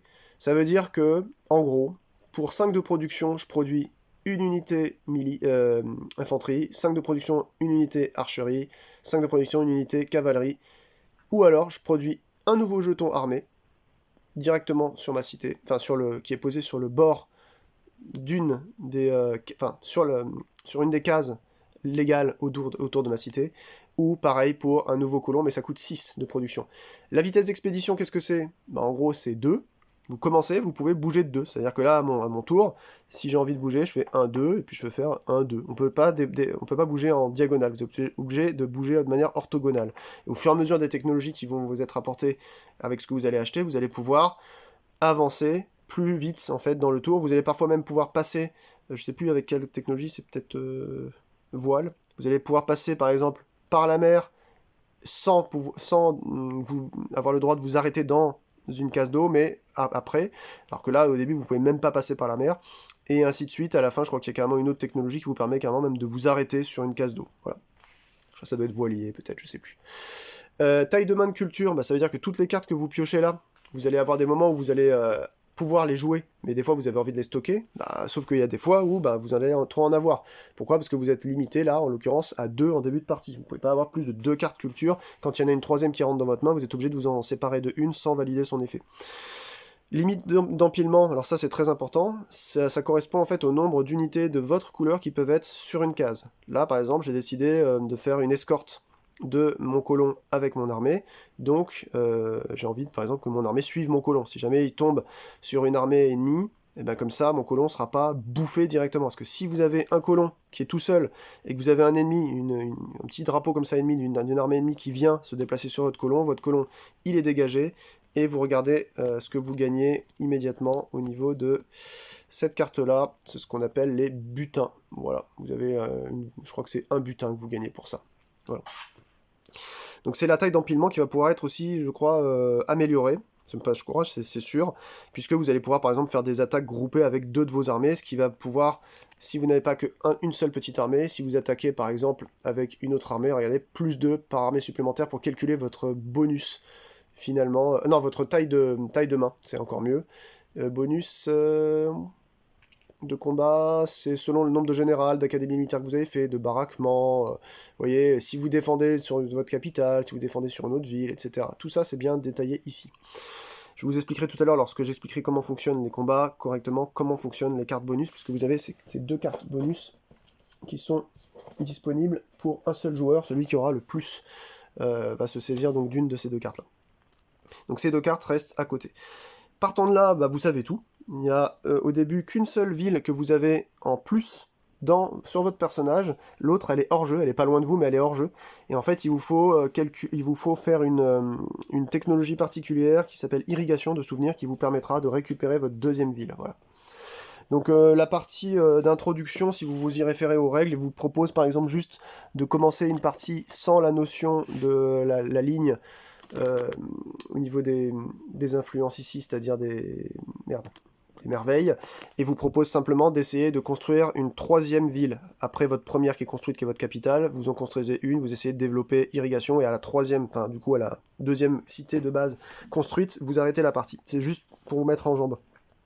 C'est pas mal pour essayer le jeu, voilà, il n'y a pas de but, ça vous fait juste faire des tours, et c'est seulement, il vous conseille seulement qu'à partir de la 2e partie, là, vous essayez de choper une des victoires militaires, culturelles, financières ou technologiques. Voilà. Donc, une fois qu'on a dit ça, on a dit quasiment tout. Je vais maintenant vous montrer comment on passe les différentes phases d'un tour, et à la fin, je vais vous montrer comment on fait une baston, tout simplement. Qu'est-ce que j'ai oublié ici? Donc ça, c'est les jetons que vous allez mettre devant vous de culture. Ça, c'est les jetons que vous allez mettre sur vos unités une fois qu'elles seront tapées. À la fin d'un combat, si les unités ne sont pas mortes, elles récupèrent tous leurs points de vie. Et ça, c'est des bonus, en fait, tout simplement, que vous allez pouvoir avoir. Voilà. Je sais plus, ça doit faire partie d'une extension. Mais globalement, vous avez tout le matos du jeu qui est un peu réparti là-dedans. Alors, les différentes phases de jeu. C'est dommage qu'elle ne soit pas rappelée d'ailleurs à l'arrière. Ah oui, puis j'ai oublié de vous montrer ça aussi. Elle est où? Ici. Donc ça, en plus de ça, la poterie, Là, le plus 1 ici, ça veut justement dire que vous avez... Alors ça se voit très mal, hein, mais en gros c'est plus 1 avec des colonnes. Enfin avec une colonne. En gros ça veut dire que vous avez plus une carte de votre taille maximum de mains de culture, d'événements de culture qui est possible à la place de 2. En gros les Français commencent, ils peuvent aller jusqu'à 3 cartes culture. Donc c'est cool. Hein. Ici aussi il y avait marqué un bonus, les Français, donc plus 2. Le nombre maximum de doctrines que les Français peuvent adopter est augmenté de 1. Les Français commencent avec une doctrine supplémentaire. Ok. Et donc, ouais, c'est juste ce que ça veut dire, quoi. Ok. Donc en gros, en fait, si j'ai peut-être mal compris, il faut directement mettre le féodalisme en plus du despotisme. Et vous choisissez, en fait, laquelle vous utilisez, l'un ou l'autre. Voilà. Chacun de vos... Ouais, c'est pas mal quand même, hein, ce bonus. En fait, toutes les civilisations ont des trucs... Alors, je crois que les Romains sont complètement fumés. Il y a des trucs qui sont quand même plus forts que d'autres. Hein. Là, vous avez les Espagnols, avec despotisme, qui n'a aucun effet. Le despotisme, chez eux, n'a aucun effet, en fait. Ouais. Isabelle, elle commence avec la navigation à voilà, niveau 1. Les Espagnols commencent avec 2 figurines de colons. La vitesse d'expédition des Espagnols est augmentée de 1. Quand les Espagnols découvrent une tuile plateau et explorer, ils peuvent immédiatement bâtir... Enfin, c'est violent aussi. Enfin, vous voyez, il y en a plein. Il y a plein d'effets différents, donc il y a une grosse variabilité. Alors maintenant, avant de vous expliquer un tour, j'ai oublié de vous montrer la disposition d'une partie. Vous allez dire, bah oui, mais normalement, on joue de 2 à 5, enfin à 4 du coup, et 5 vous avez 5 avec une des extensions. Comment on fait tout ça? Alors, donc le récapitulatif des éléments ici, il est là. Je vous ai pas montré aussi 2-3 trucs. Mais c'est voilà, en gros c'est pas très intéressant, mais globalement vous avez des merveilles naturelles. Donc vous avez montagne comme ça au lieu de montagne comme ça, forêt, prairie, désert et eau. En fait, ce sont des merveilles d'eau, merveilles de forêt, enfin merveilles de désert. Mais en fait, à quoi ça sert? Pas grand chose, c'est simplement que généralement la production est très faible ici, tandis que sur les endroits merveilleux, en fait, vous avez de la production plus intéressante. Et en emmenant un colon dessus, bah, vous pouvez en fait choisir une cité. Et en fait, vous dites, bah voilà, ce tour-ci, cette cité-là, elle aura aussi ce que le colon que j'ai envoyé dessus va récolter. Par exemple, l'aspect culturel, production, etc. Donc, comment on fait pour bâtir un petit peu tout ça? Bah, c'est marqué ici, tout simplement. Installer le plateau selon le nombre de joueurs. Donc là, par exemple, si on simule une partie de joueurs, donc je n'ai absolument pas de place. Hein. Je vais vous montrer, parce que si vous me découvrez, vous ne connaissez pas en fait la table. Mais en gros, c'est une table basse qui est toute petite comme ça. Déjà, c'est la deuxième plus grosse de chez Ikea, mais il aurait fallu que je fasse de la place un peu à droite pour éventuellement pouvoir le simuler, mais ça va pas être très intéressant. Je vais plutôt vous montrer directement comment on va disposer tout ça si on simule une partie de joueurs. Et après, vous voyez, en fait, 3 joueurs c'est ici, et 4 joueurs c'est là. Donc là, autant dire qu'il faut quand même une grosse table. 2 joueurs, vous mettez quelqu'un en face de vous, lui aussi va positionner eh bien, sa tuile d'entrée avec la petite flèche jaune que vous voyez en bas ici, là, de son côté à lui, donc c'est-à-dire 2 par le haut. Et vous, si votre tuile de base, elle est là, bah là, vous imaginez qu'à droite, bah, j'ai une tuile cachée, enfin, voilà, de manière orthogonale et diagonale droite, je vais mettre donc 3 tuiles, une là, une là, une là, et ainsi de suite, et vous avez directement votre monde pour 2 joueurs. 3 joueurs, ça se corse un peu, il y a un peu plus à explorer, et 4 joueurs, c'est la baston, quoi. Voilà. De toute façon, globalement, c'est aussi la baston à 2 joueurs directement, parce que vous avez vu, c'est quand même assez exigu, quoi. On va pas non plus faire des milliers de cents, quoique, quand vous commencez à chaque fois avec 2 de vitesse, au final, bah, il faut quand même avoir le temps de se déplacer. Donc je vais vous montrer maintenant qu'est-ce que c'est que les différentes... la structure, au niveau de la structure de jeu, quoi, les différentes phases. C'est là qu'on va s'amuser. Vous avez donc chaque tour, une fois qu'on a fait donc l'installation, donc par exemple là le français, je ne l'avais pas dit tout à l'heure, mais je vous expliquerai pourquoi, je ne l'ai pas dit, 3 en commerce, pourquoi? Parce que j'ai mis ma cité ici, et immédiatement ça rayonne d'un certain nombre de commerces. 1 point de commerce, 2 points de commerce, 3 points de commerce. Hein, je vous ai dit, c'est toutes les 8 cases autour de la capitale ou de la cité. Donc c'est pour ça que j'ai positionné 3 points de commerce. Si j'avais une autre cité en plus, bah, du coup je gagnerais encore du commerce dessus. Donc je remonterai aussi tout ça. Le commerce, il peut être stocké. Ça, il n'y a pas de problème. C'est-à-dire que vous allez monter, jusqu'à ce que vous décidiez en phase 5, la phase de recherche, d'acheter une nouvelle technologie, et là, vous allez péter tout votre commerce. C'est tout le commerce qu'on pète, sauf un nombre égal au nombre de pièces d'or que vous avez. Donc si par exemple je suis à 0 ici, j'avais, je dis n'importe quoi, j'avais 13 points de commerce. Alors ouais, ça va être compliqué à expliquer. Attendez, je vais vous montrer ça. j'ai envie de m'acheter une technologie niveau 1. Vous voyez que là, en fait, il y a le chiffre 1, 2 en romain, 3 romains, 4 romains, 5 romains. Donc là, en fait, on regarde pas la pièce, on s'en fiche du cercle central, on regarde juste le cercle extérieur. Donc là, vous voyez, je commence là, j'ai mis 3 de commerce. Je vais les incrémenter au fur et à mesure d'un certain nombre de tours, ils vont se conserver, et si à un moment donné j'arrive à 6 ou à 7, bah comme 6 c'est le coût d'une technologie niveau 1, si je dis bah j'achète une technologie parmi mon paquet de technologies que j'ai gardé à côté de moi de niveau 1, je vais la choisir, et ensuite, eh bien, je vais l'installer dans mon arbre, enfin dans ma pyramide technologique, comme je vous ai montré tout à l'heure, et toute mon petit cadran, il va retomber à 0. Si je voulais acheter par exemple une technologie niveau 3, il faudrait que je sois minimum à 16 ou 17 ou 18 ou 20. Mais il me faudrait 21 pour avoir une niveau 4, etc. Vous voyez, donc si par exemple je suis à 17 et que j'ai pas beaucoup grandi ma pyramide, que j'ai besoin de faire des nouvelles technologies, il me faudra indubitablement une technologie, si vous avez bien suivi tout à l'heure ce que je disais, une autre technologie niveau 1 pour en mettre ensuite une niveau 2. Donc si je veux acheter une technologie niveau 1 et que je suis à 17, eh ben pareil, mon cadran, pouf, il retombe à 0. En fait, tout à chaque fois retombe à 0, sauf que vous pouvez conserver un nombre de points de commerce égal au nombre d'or que vous avez chez vous. Si j'étais par exemple à 2 pièces d'or, en valeur, vous savez, pour gagner à la finance, une victoire financière, eh bien, je laisserai en fait 2 points de commerce, puisque j'aurai 2 ors. Donc l'or vous permet de conserver en fait du commerce d'un tour à l'autre. Donc ça, c'est un truc qu'il ne faut pas oublier, c'est très fort, mais il faut l'installer relativement vite, parce que sinon, en fait, vous allez pouvoir... Enfin, vous allez perdre, je dirais, un certain nombre de tours à force de perdre des points de commerce, et ça, ce serait dommage. Donc ça, c'est la première phase, qui est... Alors, je ne l'ai même pas dit, d'ailleurs, excusez-moi. Donc la première phase, elle est... Voilà. Début de tour. Alors, on peut faire un tas de trucs dans le début de tour. Je vais vous la détailler après. Ensuite, le commerce. Ensuite, gestion de la cité, déplacement et recherche. Alors, phase de début de tour. Vous avez la possibilité de choisir si vous changez ou pas de doctrine politique, tout simplement. Vous pouvez aussi construire immédiatement une nouvelle cité. Il faut que ce soit légal. Je vous montrerai comment on fait. Parmi la cité que vous pouvez construire, d'abord la deuxième cité normale que vous pouvez construire, à partir d'un jeton colon, en fait, qui doit répondre à plusieurs exigences, donc ne pas être sur une case d'eau, bien entendu, parce qu'il peut y aller normalement.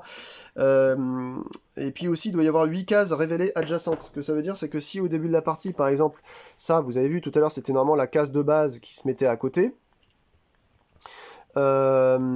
Si par exemple, je suis ici, je ne peux pas dire que je construise une nouvelle cité. Alors pour plusieurs raisons. Déjà parce que je suis déjà à moins de 3 cases de distance d'une autre cité, que ce soit la mienne ou celle d'un adversaire. Je ne pourrais pas construire aussi, si là ce drapeau c'était pas le mien d'armée, mais ce serait un bleu par exemple. Si vous êtes juste à côté directement de quelqu'un, vous ne pouvez pas en fait construire.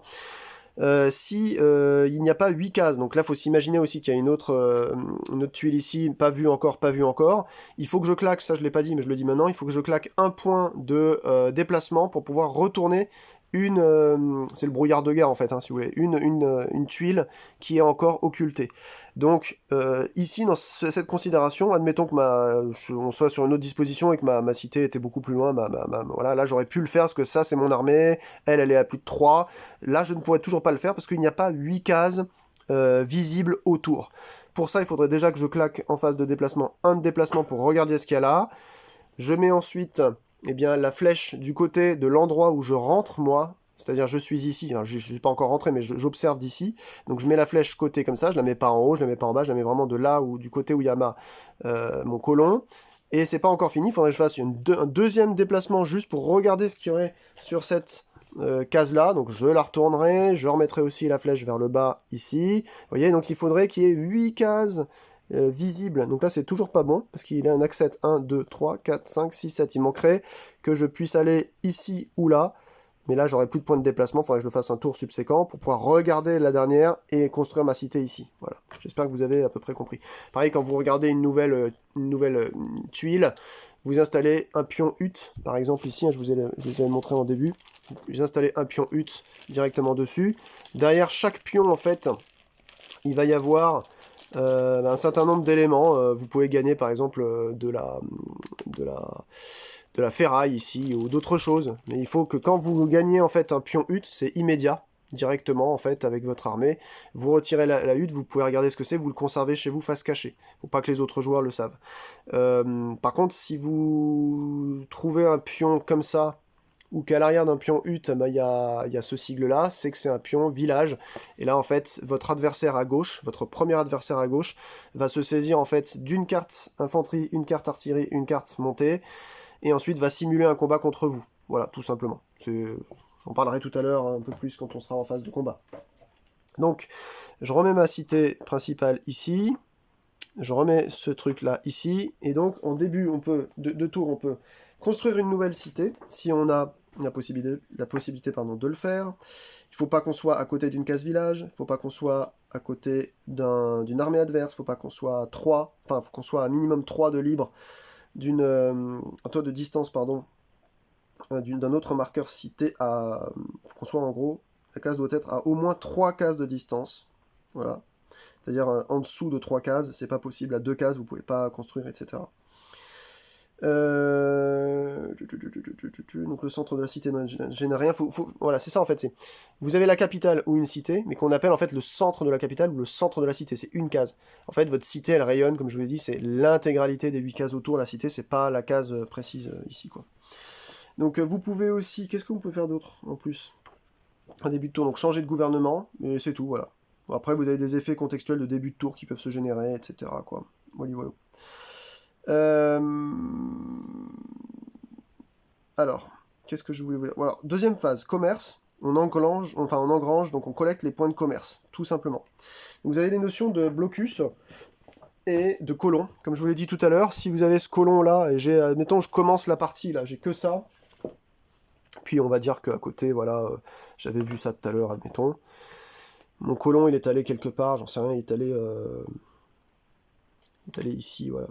Bah, vous voyez, là, il y a une icône, commerce. Donc ça veut dire que je peux dire, durant ce tour, ce colon est lié à cette ville-là, parce qu'il aurait pu être lié à une autre ville que j'avais construite.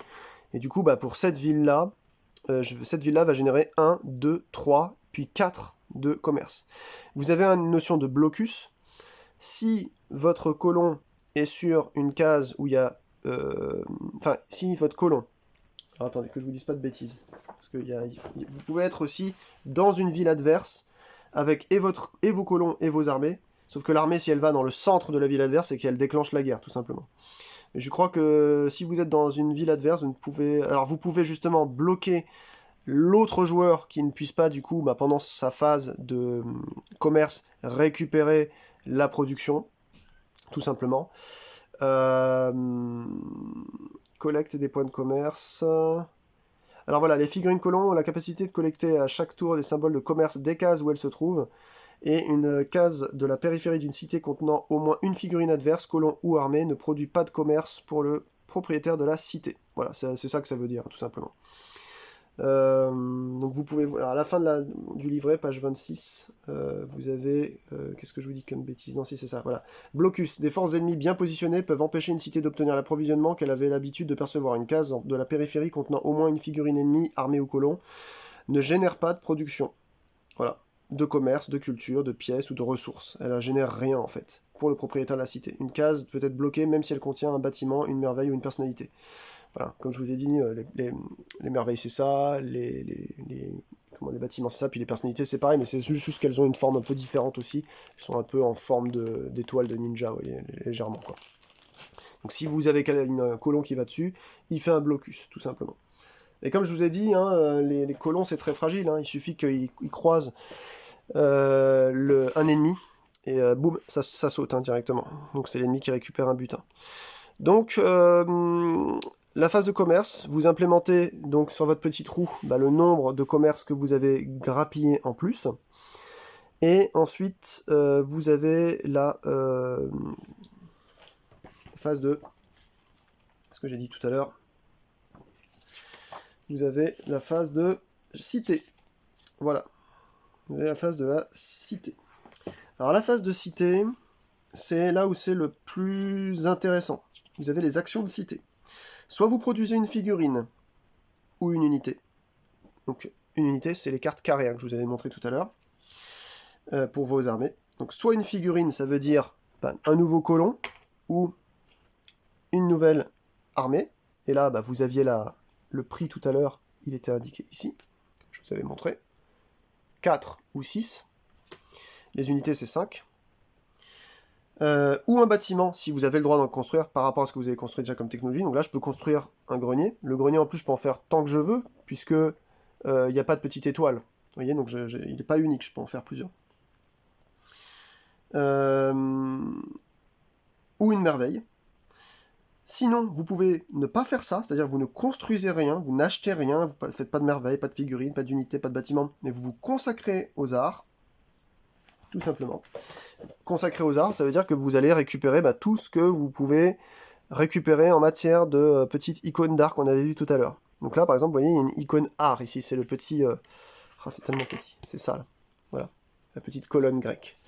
Donc là, en l'occurrence, si mon colon était sur l'icône culture, pas l'icône art, mais l'icône culture, quoi, je gagnerais 1 de culture, tout simplement. Et je gagne par défaut, je crois que je gagne 1 de culture par défaut, faut que je vérifie. On va essayer de bien dire les choses quand même. Et sinon, vous pourrez, après je vous dirai ce qui se passe, vous pouvez collecter une ressource. Justement, les ressources, je vous avais montré le fer, l'encens, mais pour ça, du coup, il faut être dessus. Alors déjà, production, et ouais, alors aussi, accélérer la production avec le commerce. Pour chaque réduction de 3 points sur son cadran de commerce, ici je vous avais montré qu'on récupérait du commerce, donc vous virez 3, le joueur peut augmenter de 1 la production d'une de ses villes pendant un tour. Donc la production, ça vous servira justement à acheter, vous savez, avec les petits marteaux, le coût des unités ou autre, quoi. Donc là, en l'occurrence, par exemple, les merveilles, on avait dit, là c'était 15 par exemple pour le colosse, sauf que ça coûte que 10 si vous avez la métallurgie, c'est indiqué ici, en bas. Et à chaque début de tour, vous gagnerez 3 de commerce, par exemple. C'est violent. Donc vous voyez, vous pouvez réduire de 3 votre cadran, et vous pouvez le faire autant de fois que vous voulez, pour baisser comme ça le coût de production, de 1 de la production d'une ville pendant un tour. Donc en fait, votre commerce, il est global pour toutes vos cités et votre capitale, mais ensuite, c'est chaque cité que vous avez, donc la capitale est une cité, ou une autre cité, qui va faire sa phase de gestion de cité. C'est-à-dire qu'en gros, il faut rapidement construire plus de cités, ça vous permettra de faire donc plus d'actions. Si j'ai que ma capitale au début, je ne peux choisir qu'une des actions que je vous ai dites, soit construire une figurine, ou une unité, ou un bâtiment, ou une verrière, ou se consacrer aux arts, ou collecter une ressource. Mais dès lors que je vais avoir 2, voire 3 villes, je pourrais faire ça 3 fois, voilà, tout simplement. Donc la phase de récupération, alors oui, ça faut faire gaffe aussi, la production, là, les petits marteaux, ne sont valables que durant le tour. Ils ne peuvent pas se stocker, comme le commerce, vous avez vu qu'ils se stockent. Donc eux, il faut les dépenser dans le tour. Vous avez un panneau, page 14, qui vous le rappelle ici. Commerce, récupérer toutes les cités de toutes les cités d'une civilisation, peut être conservé d'un tour à l'autre sur le cadran de commerce de la civilisation, peut être converti en production. Et la production, dépensée d'une seule cité à la fois, ne peut pas être conservée. Toute production non dépensée est perdue et ne peut pas être convertie en commerce. L'inverse n'est pas vrai. On ne peut pas dire je prends 3 points de production en moins pour me faire du commerce. Ça ne marche pas comme ça. C'est que le commerce qui peut se réduire de 3 pour gonfler 1 en position de production. Alors que je vous dise pas de bêtises. Ensuite, je reprends ça. Merveille tomber en désuétude, certaines technologies permettent aux joueurs de faire tomber en désuétude une merveille qui annule les capacités, ça je vous avais expliqué ça tout à l'heure, remplacer les bâtiments par une merveille ou autre, ça on s'en fout. Bâtiment limité, donc je vous ai expliqué, c'est une petite étoile. Je pense que j'ai déjà tout dit. Se consacrer aux arts maintenant, donc colon et blocus, ça on l'avait vu, ça marche aussi pour, si jamais vous bloque sur une case, vous ne gagnez pas ça. Mais en gros, de nombreuses grandes civilisations ont marqué l'histoire par la conquête des arts, par leur art, musique ou littérature plutôt que par l'industrie ou la conquête. Le deuxième type d'action qu'un joueur peut faire avec une cité est de se consacrer la ville aux arts. Quand un joueur le fait, donc s'il choisit sur cette action de cité-là, de cette cité il fait consacrer, il prend un pion de culture de la réserve, donc de base vous gagnez 1 en culture, puis un pion culture supplémentaire par symbole culture apparaissant dans la périphérie de la cité, se consacrant aux arts, et aussi on l'a dit dans cet exemple-là, du ou des colons qui sont sur des cases où il y a de la culture, qui peuvent ramener. Donc là, en l'occurrence, j'aurai 1 de culture à prendre, plus un de base, en fait, quand vous choisissez cette action culturelle, plus tous les jetons sur lesquels sont vos colons. Donc là, un autre, donc ça ferait 2 jetons que je prendrais dans cet exemple culture et que je mettrais chez moi dans mon royaume. Voilà. dépenser les points culture. Quand une civilisation crée blablabla, elle doit... voilà. Donc là, par exemple, si à un moment donné, bah, j'ai 3 cultures, vous avez vu que c'est quand même dur à avoir, hein, bah, je dépense 1 pour monter de 1 ici sur la frise, et je pioche cette carte-là. Tiens, qu'est-ce que je pioche? Bah, je pioche désorienté, gestion de la cité, donc c'est durant cette phase-là, je pourrais jouer ça. Choisissez une case, déplacez toutes les figurines de cette case appartenant à un autre joueur, jusqu'à 2 cases en groupe, pas de diagonale, ni de traversée de case d'eau. Les figurines ne peuvent pas être forcées de déclencher une bataille. Vous voyez, donc ça c'est des trucs, c'est des crasses que vous pouvez faire aux autres. Des fois vous avez des choses sympas qui peuvent vous arriver vous. Si j'en prends une autre, là on me dit, les citoyens se révoltent, début du tour, choisissez un autre joueur qui change son gouvernement en anarchie. Vous voyez, vous pouvez casser les pieds comme ça. Donc c'est très bien de jouer aussi avec culture, ça peut être très fort. Voilà. Je pense que vous avez compris le truc. Hein. Et donc vers la fin de l'échelle, on l'avait dit tout à l'heure, voilà, ça coûte des points de culture et de commerce en même temps. Donc voilà. Le joueur peut avancer de plusieurs cases sur l'échelle de culture s'il paye le coût de chaque case. Plusieurs joueurs peuvent avoir le marqueur niveau de culture sur la même case. Donc pour faire cette action de faire monter ça sur la frise de la victoire culturelle, il faut choisir de récolter de la culture ce tour-ci. Ça veut dire que ça vous empêche sur cette cité de faire une nouvelle armée, un nouveau colon, une nouvelle merveille, un nouveau bâtiment ou des nouveaux recrutements quelconques, des nouvelles technologies. Enfin, non, technologie c'est à la fin, c'est encore autre chose. Voilà. Donc ensuite, case personnalité. Quand un joueur avance son marqueur de niveau culture sur une de ses cases, il pioche au hasard un marqueur personnalité et de la réserve face cachée. Il peut immédiatement placer ce marqueur sur une des cités ou le garder en réserve. Donc ça aussi c'est très bien. Donc on l'a dit, hein, on crée au début avec tous ces personnages, ça on les met en face cachée. Quand vous passez votre marqueur sur ces cases-là, vous pouvez en récupérer un au hasard. Et soit vous l'installez directement sur une de vos cités, soit, non, sur cette cité où vous avez fait l'action culturelle, parce que ça c'est la frise d'action culturelle, soit vous le positionnez sur votre perso. Voilà, ce qui vous permet ensuite d'être dépensé plus tard, tout simplement. Voilà. Qu'est-ce qu'il y avait d'autre à dire? Je crois que c'est tout pour la phase, le choix culture. Donc soit je construis des nouveaux trucs, soit je fais une action culturelle, donc se consacrer aux arts, soit je fais collecte des ressources. Voilà, une cité ne peut collecter qu'une ressource par action. Voilà. Donc ça c'est très clair. Hein. Vous ne pouvez avoir sur une cité, si vous choisissez cette action de cité, par exemple si lui il était là quoi. Il n'y a pas beaucoup de choix hein, finalement. Donc là il y a de l'encens ici. Donc j'ai encens ici. Autour, je vois qu'il y a exploitable directement. Hein.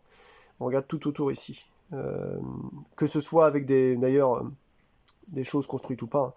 Du blé ou ici j'ai de la soie et voilà. Donc j'ai le choix soit de prendre un blé, soit de prendre un soie, soit de prendre un fer, soit si j'ai décidé que ce colon était lié à cette cité-là, sur ce tour-ci, eh bien de l'encens. Donc je choisis un de ces 4 jetons et eh bien je le récupère tout simplement parmi ceux-là, voilà, et je le garde chez moi. Voilà, voilà. Ensuite, donc ça peut être utile, pourquoi? Vous allez dire, à quoi ça sert ces trucs-là? Pourquoi c'est si important? Parce qu'en fait, vous allez voir que certaines de vos cartes technologie, et oui, le jeu tourne vraiment autour de la technologie, ils ont des actions, en fait, des actions de cité. Par exemple, celle-ci, là, monnaie, vous dit, en gestion de cité, donc déjà, ça vous propose de construire le marché, pour 7, et ensuite, en action, vous pouvez dépenser justement ce jeton-là, et vous gagnez 3. Donc vous dépensez un encens, si vous l'avez, et vous gagnez 3 cultures directement. Donc vous voyez, en fait, vous allez avoir besoin de taper un peu partout pour vous faire de la ressource d'une manière ou d'une autre, pour faire de l'armée, parce que oui, là, une grosse partie maintenant, on va l'expliquer, je pense qu'on a fini, puisque... Alors non, on n'a pas encore fini, ensuite il y a déplacement, donc ça vous l'avez compris. Au maximum de votre niveau de stockage d'empilement, c'est 2 en début de partie, vous pouvez déplacer vos trucs. Le colon qui tombe sur un village, je crois qu'il se fait bouffer. Le colon, il ne peut pas rentrer sur une case centrale d'une cité, mais peut rentrer sur une cité adverse, mais peut rentrer sur une case périphérique, comme vos jetons armés. Par contre, votre jeton armé, lui, peut aussi rentrer sur la case centrale, d'une cité adverse. Par contre, il déclenche une guerre, tout simplement, quoi, une baston. Si vous prenez en gros la capitale adverse, vous remportez en fait la victoire militaire, tout simplement. Maintenant, je vais vous expliquer, je pense qu'on a fini, le déplacement c'est fait. Je vais vous expliquer maintenant comment on fait. Alors non, phase 5, recherche, après je vous montre la baston. La recherche c'est simple, hein, c'est pour faire votre arbre de technologie là, dont on parle depuis tout à l'heure. Donc, vous avez un certain nombre de points de commerce que vous avez cumulés. Tiens, je vais tricher, hop, je vais implémenter encore plus. Là, par exemple, je vois... j'en ai 12, là, vous voyez? Je suis passé au-dessus du 11, qui est en fait le chiffre 2 en romain, là, qui me permet déjà de construire une technologie niveau 2. Mais on l'a dit, je ne peux pas, parce que j'ai ce fameux phénomène où il me faut toujours deux technologies, l'une à côté de l'autre, pour en mettre une au-dessus. Sinon, je ne peux pas en mettre une au-dessus de juste une ou 0,5. Donc là, en fait, je dépense tout mon commerce, je reviens à 0. J'ai dépensé tout mon commerce là, même si j'étais à 12, et comme j'ai pas de pièces, je peux en sauvegarder aucun niveau de commerce. Si j'avais une pièce, j'aurais pu me mettre à 1. Si j'avais 4 pièces, j'aurais pu me mettre à 4, etc. Et je vais regarder en fait dans les technologies niveau 1, parce que je ne peux pas construire niveau 2. Si j'en avais déjà une autre niveau 1, vu que j'étais en niveau 2 à 12 là, je pourrais choisir justement une niveau 2, mais là j'en avais pas. Donc je vais choisir dans les niveaux 1, et je vais installer une nouvelle technologie et réaliser en fait éventuellement le pouvoir que ça fait au moment, si c'est immédiat, si c'est en bataille, si c'est voilà pour les tours d'après, gestion de cité, voilà, tout est indiqué comme on l'avait bien expliqué tout à l'heure, hein, donc il faudra juste lire vos cartes si vous avez le jeu chez vous à un moment donné. Et enfin, la fin de tour. Loya, donc le jeton premier joueur que je n'ai pas là, que j'ai dans une boîte à côté. D'ailleurs, je ne l'ai même pas montré, il faudrait que je vous le montre quand même. Le Loya est passé à la personne à gauche, qui était du coup votre dernier joueur. Il va devenir premier joueur, tout simplement. Voilà. Donc après, il y a des trucs supplémentaires. Hein. Vous avez les caravanes, là, je crois. Il y a le 5e joueur. Les religions, donc ça va pas être là-dedans. Il y a même des... il y a des tuiles supplémentaires. Et oui, qui apparaissent, tout simplement. Dans les nouveaux... comment dirais-je, les add-ons quoi. Et donc Loya, il doit être je sais plus où, mais vous le passez à gauche en gros. Et ensuite c'est un nouveau tour, et ça recommence avec phase de début de tour, voilà, Loya est là. Donc là-dedans en fait vous avez Loya, qui est rond là, et ça en fait ce sont des terrains désolés. Vous avez parfois la possibilité de faire on va dire des trous dans le paysage. Et ça vous le dit, hein. De toute façon, prenez une case terrain désolé, mettez-le à la place de tel truc, ce qui fait que par exemple ça vous épuise la production, ça vous épuise le commerce ou autre. Ça efface en gros la case. Voilà. Elle est la case du biome, mais sans ce qu'il y a à l'intérieur comme icône, vous voyez. Donc c'est assez pénalisant. On a fini, je crois. Je vais pouvoir vous montrer comment fonctionne un combat, et vous allez comprendre un petit peu comment on remporte des batailles ou pas. Donc déjà, les issues de bataille. Les issues de bataille, c'est celle-ci. Alors, perte, le vainqueur, donc celui qui gagne, celui qui a plus de force que l'autre en gros. Le vainqueur perd une figurine. Non. Le vainqueur perd une figurine par paire d'unités tuées. Il en garde au moins une. Voilà, c'est ça. Donc il perd une figurine par paire d'unités tuées. Donc ça veut dire que si vous aviez par exemple 2 armées en même temps, vous avez attaqué quelque chose, pas une cité adverse, et que vous avez gagné, si jamais on vous a buté par exemple 2 unités, donc je rappelle que les unités sont les cartes, début de partie, j'en prends une de chaque sauf l'aviation. Donc si on vous a buté 2, comme ça, c'est bon, vous perdez une de vos armées immédiatement. Donc ça peut être violent quand même, hein, vous voyez. Ensuite, le butin, donc battre une figurine, vous gagnez un butin, si vous avez battu une figurine. Si vous avez battu une cité, vous gagnez 2 butins. Et si vous battez la capitale, immédiatement, vous gagnez en militaire. Hein. Ça, on l'avait déjà dit tout à l'heure. Oui, mais ça, on l'a déjà dit. Voilà. Ensuite, un butin, qu'est-ce que c'est? Vous volez 3 commerces ou 3 jetons. Donc, alors, quand on parle de voler 3 commerces, ça veut dire que votre adversaire perd du commerce de 3, et vous en gagnez 3 sur votre petit cadran. Ou alors 3 jetons culture, ça vaut très cher. Hein. Ou un pion ressources, ou le perdant perd un pion pièce. Donc ça peut être très très violent pour baisser en fait les chances que l'autre gagne à la victoire financière. Et si vous avez donc 2 butins, par exemple vous avez gagné contre une cité, vous copiez une technologie, ou vous volez un événement culturel de la main de celui à qui vous avez pété la cité, ou vous volez un pion pièce, c'est même pas qu'il le perd juste, c'est vous lui prenez. Et un des trucs très, très forts, c'est vous voler une technologie. Je sais pas si vous vous rendez compte, mais les premières technologies coûtent pas trop cher, mais force est de constater qu'à chaque fois que vous avancez, ça coûte de plus en plus cher en commerce, les technologies. Imaginez, vous volez une technologie Enfin, vous copiez une technologie niveau 2, ce qui vous permet de construire facilement une niveau 3 par exemple. Bref, vous avez compris, la guerre, c'est fort. Et du coup, derrière, donc il y a taille de main, de bataille. Donc au début de la partie, chaque joueur a que ces 3 cartes-là qu'il a prises sur le début de le dessus de la pile. Tout le monde commence donc à 1 écusson, comme je vous l'ai dit, hein, c'est niveau 1, donc ce sont un hoplite en infanterie, ce sont le cavalier en unité montée, et ce sont les archers, enfin l'archer en unité à distance. Donc moi j'ai pas eu trop de chance, il n'y a que à 2 de force, 3, bon si c'est quand même pas mal, 3, ça peut descendre jusqu'à 2, les plus faibles c'est 2, les fortes c'est 3 je crois sur les premiers niveaux.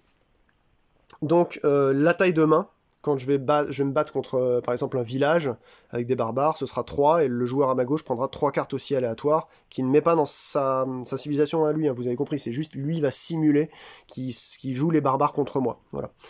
Et après, il se défaussera bien sûr de tout ça, hein. Il ne va pas garder ça chez lui.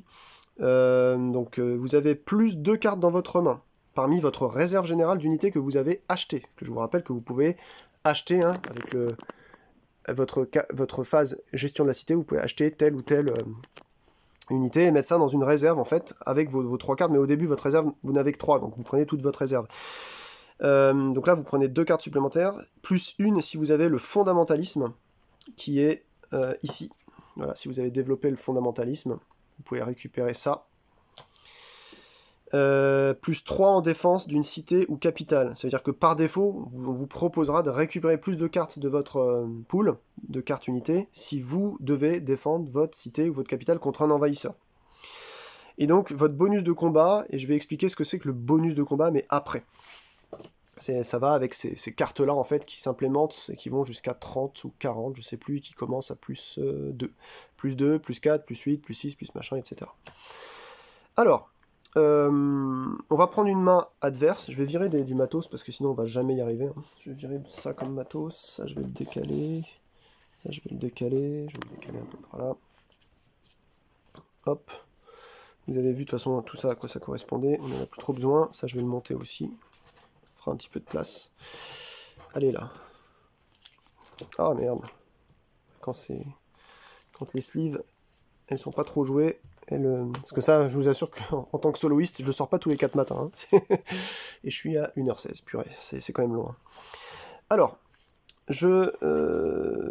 admettons qu'il y a une de mes armées, pouf, on va dire que ça c'est un jaune.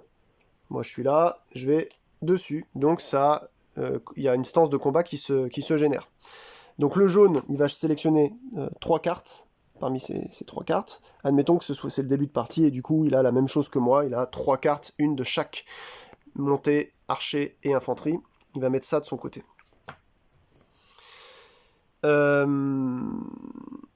qui va se passer, c'est que le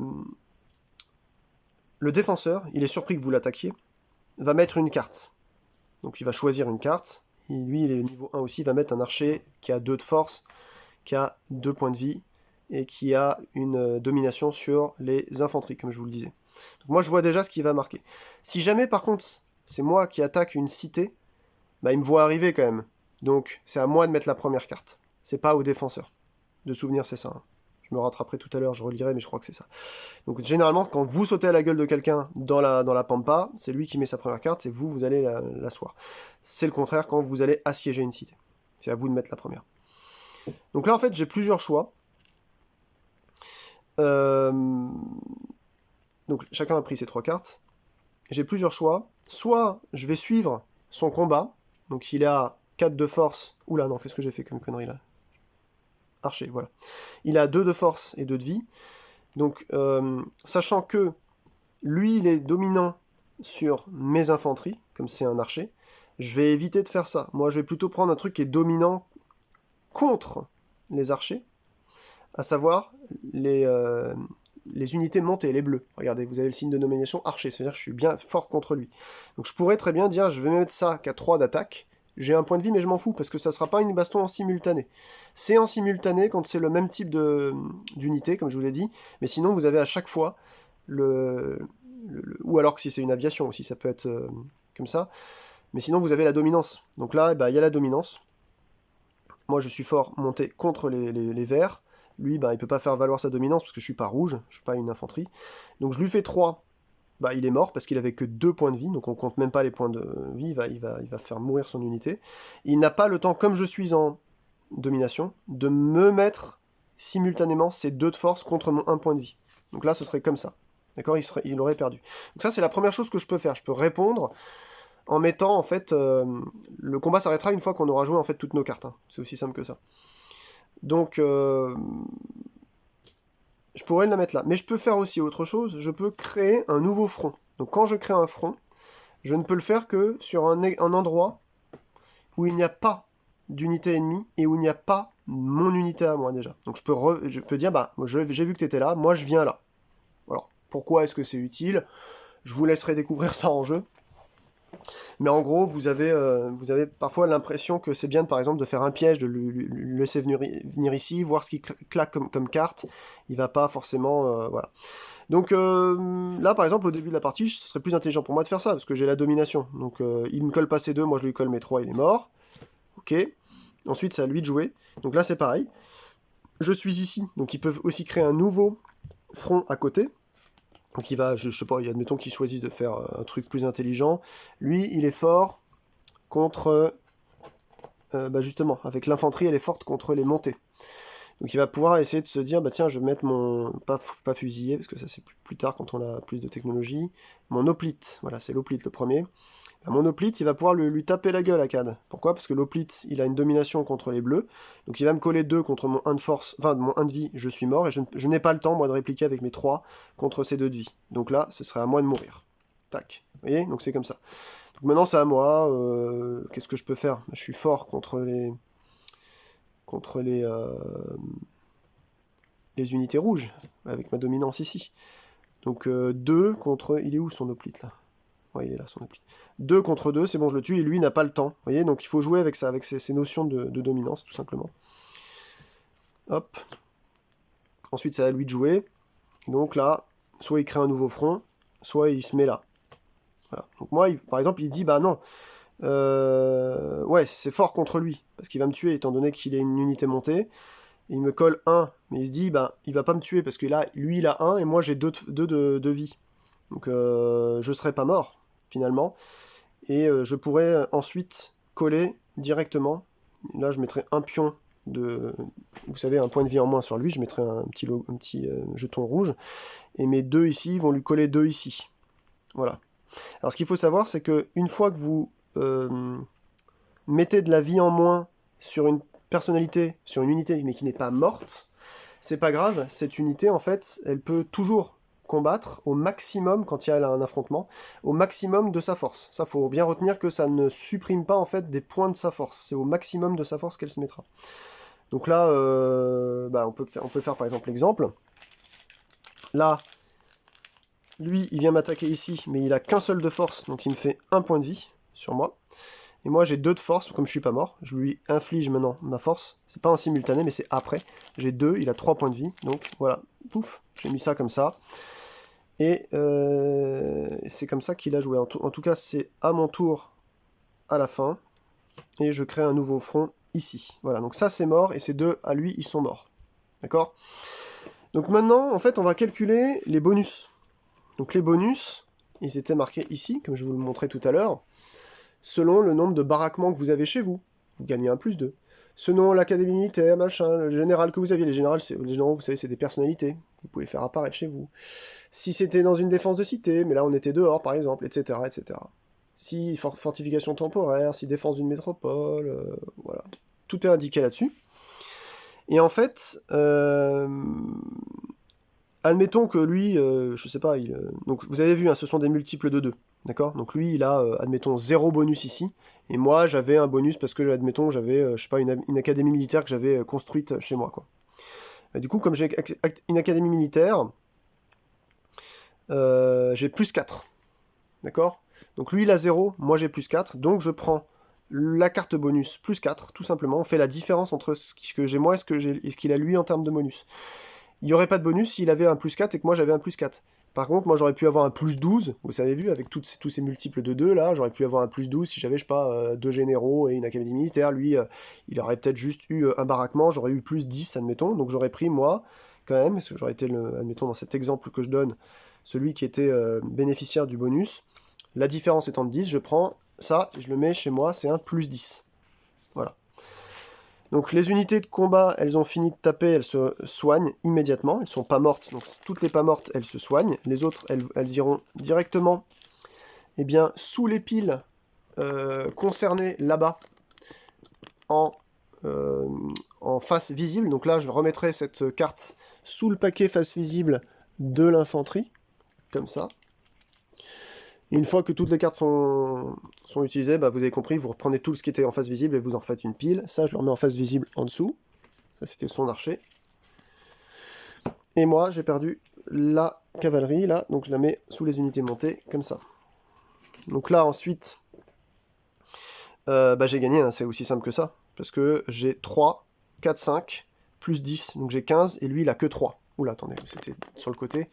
Plus 10, plus 2, plus 3, en tout, ça fait 15. Lui, il a 3, donc c'est moi qui gagne. C'est moi qui gagne, et on va regarder ici. Donc, j'ai été contre son armée effective, hein, du jaune, on avait dit.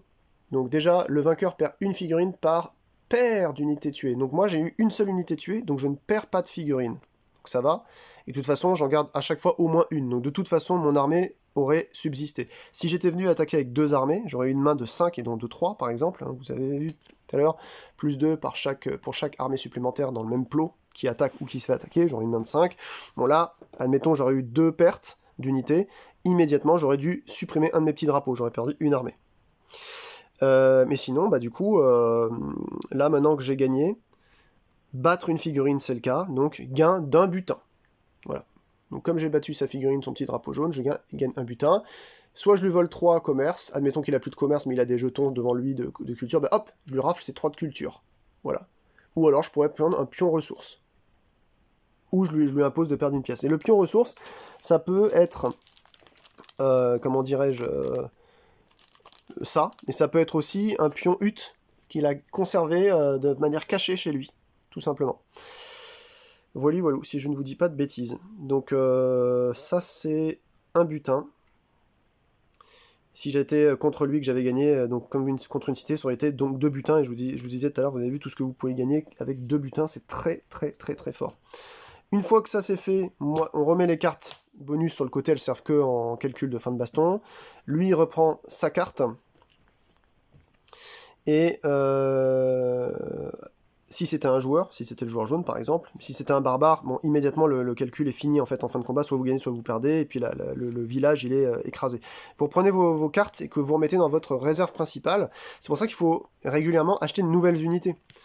Pas trop non plus, parce que parfois vous allez acheter des unités de merde, et du coup, quand vous mélangez, vous allez pouvoir récupérer... Alors attendez, je sais plus si d'ailleurs on mélange en combat, ou si on choisit les cartes unités. Je crois qu'on mélange, et c'est pour ça que ça peut être dangereux. Vous pouvez prendre des unités que vous avez recrutées qui sont moins bonnes, par exemple. C'est pour ça qu'il ne faut pas avoir non plus trop de cartes unités, mais il faut en avoir quand même pas mal pour pouvoir jouer des unités lors de grosses bastons, notamment. Alors, combat... La bataille, quand une figurine d'armée entre dans une case contenant un embarquement, une figurine d'armée adverse ou une cité ennemie, ça déclenche une bataille. Le joueur dont la figurine d'armée est entrée dans la case de l'attaquant, tandis que le joueur dont la figurine de la cité attaquée est le défenseur. Si l'attaquant attaque le village, c'est le joueur à sa gauche qui devient le défenseur. Généralement, le défenseur est désavantagé dans une bataille car l'élément de surprise est du côté de l'attaquant. Quand la bataille commence, l'attaquant et le défenseur effectuent les étapes suivantes. Assembler les forces de bataille, l'attaquant et le défenseur mélangent chacun de leurs forces permanentes et piochent aléatoirement. Voilà, c'est ça, autant de cartes. C'est pour ça que plus vous allez recruter des nouvelles unités, plus... Alors si vous avez des bonnes unités en médium, il faudra regarder un petit peu ce que valent à chaque fois les unités de tel niveau, tel niveau, tel niveau, vous retournez les cartes pour être sûr. Vous regardez, bon voilà, la moyenne pour les premières unités c'est 2, hein, je crois que ça va de 1 à 3. Dès que vous avez des unités niveau 2, ça va de 3 à 5 par exemple. Donc vous regardez, si vous récupérez une unité à 1, bon, vous dites, elle est pas très forte, certes elle a des points de vie, mais ça va pas être avec ça que je vais réussir à gagner. Bon, je vais m'amuser à re-recruter. Mais par contre, si vous recrutez directement quelqu'un qui a 3, une bonne carte à 3, surtout en premier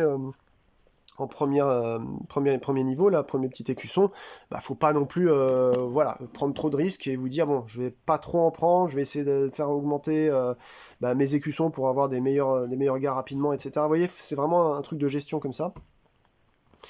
Et si, oui, ce que je voulais savoir, c'est Mekad, qu'est-ce qu'on fait de la figurine adverse, du coup, si elle est morte? Parce que l'autre, il était mort aussi, mais son armée, elle était unique.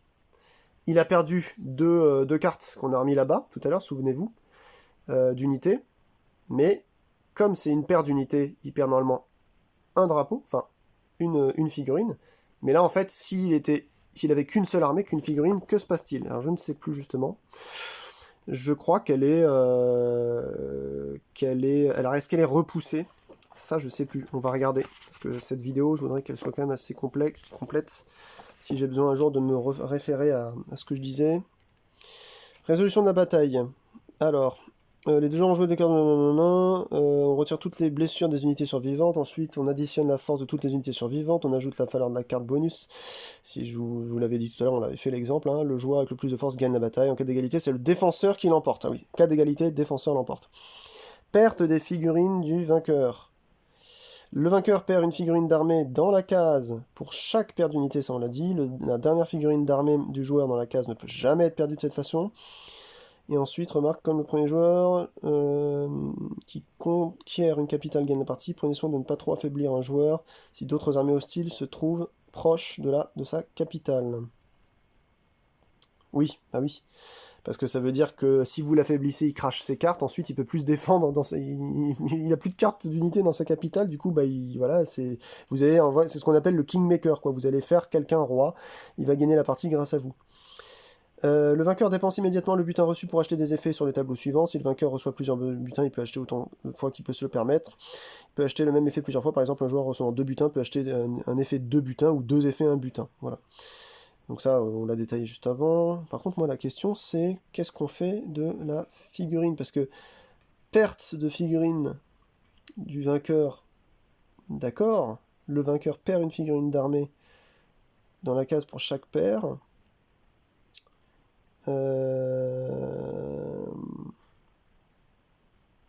Ouais, les unités d'aviation, ça va de force 5 à 7, hein, c'est quand même assez violent. Et donc elles infligent toujours leurs dégâts, puisque de toute façon, il n'y a jamais de domination contre eux. Conséquence. Si le jeu n'est pas terminé, les unités survivantes du défenseur et de l'attaquant retournent dans les forces permanentes de leur propriétaire. Les unités tuées sont placées face visible en bas de la pile respective des unités, c'est ce que je vous ai montré, donc sous les piles là-bas, du marché. Et conseil, remporter une bataille contre un défenseur imposant, comme une capitale demande un mélange de plusieurs facteurs, augmenter la taille de la main de bataille, améliorer les unités, des bonus de combat, et avoir suffisamment de cartes unités pour remplir sa main. Les récompenses d'une attaque réussie sont intéressantes, et l'issue d'une partie peut dépendre d'une seule manœuvre militaire. Mais c'est pas indiqué en fait qui supprime ça. Attends, excusez-moi. J'ai un petit moucheron sur ma main. Hop, je vais retourner dehors.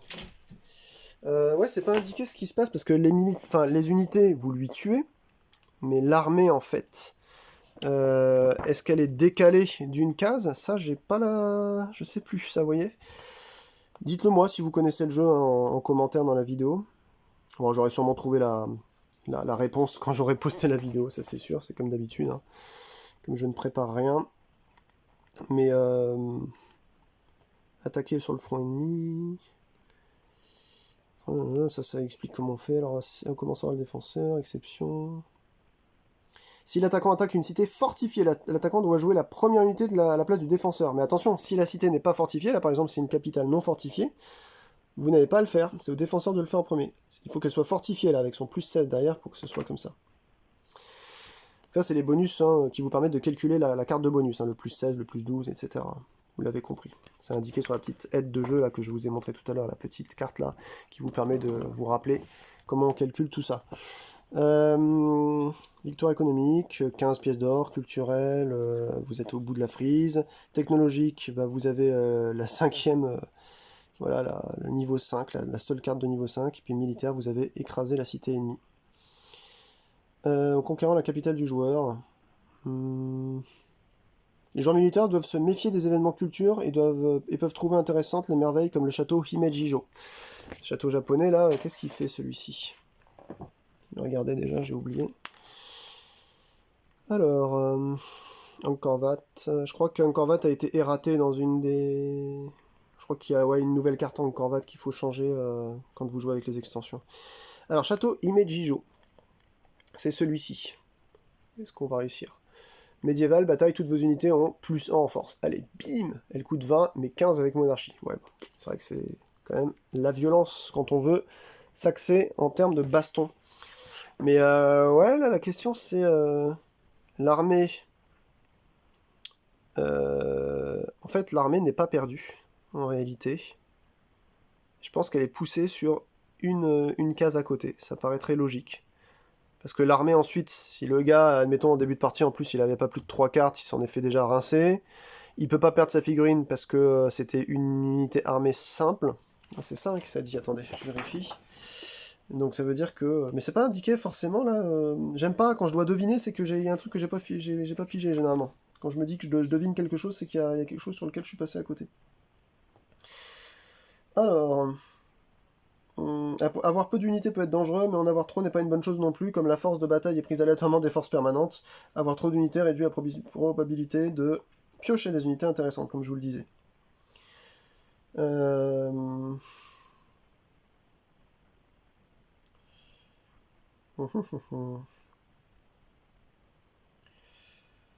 euh... 3 premières rondes de technologie, la taille militaire, excusez-moi, je lis un peu, parce que je pense avoir oublié des trucs. Euh...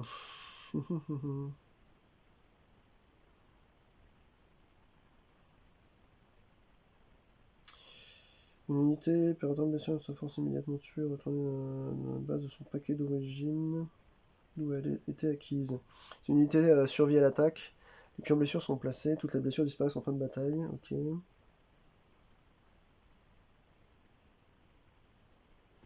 Ouais, bon, c'est pas marqué là. C'est dans résolution de la bataille normalement. Hein. Certaines technologies ont des capacités de ressources. Vous savez, c'est là où vous devez payer une ressource pour faire une capacité, qui utilise durant les batailles. Ces capacités sont toujours utilisées avant ou après l'attaque sur un front ennemi, jamais pendant. Si le perdant défendait sa capitale... Ok...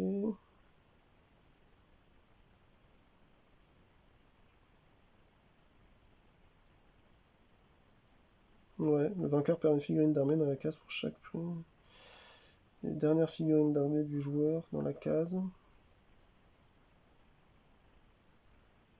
ne peut jamais être perdue de cette façon.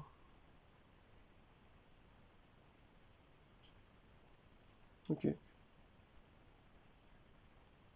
Donc ça veut dire que si là dans l'exemple, il a perdu par exemple 2 unités, il perd une figurine normalement, là son drapeau qui était jaune, normalement il perd. Sauf si...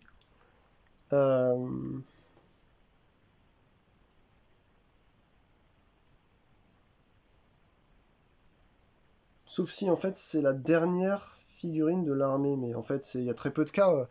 Il faudrait que j'ai attaqué par exemple avec une de mes armées ou 2 de mes armées en même temps, déclenché un combat où il était par exemple avec 2 de ses drapeaux. Là on aurait fait une bataille avec des mains de 5 cartes. Et s'il avait perdu, il aurait perdu une de ses armées. Donc clac, il aurait viré un de ses drapeaux. Mais a priori, ça veut dire que vous n'avez pas de possibilité de perdre vos drapeaux, quoi, vos figurines d'armée. Je pense que c'est ça. Ça veut dire que ça reste là. Mais c'est bizarre en fait, parce que normalement si ça reste sur une case, je sais pas, il peut pas y avoir normalement 2 cases différentes. Attendez, je m'assois un peu, mon canapé est pété, vous allez m'entendre d'un peu plus loin, je suis en train de lire où c'est indiqué ça.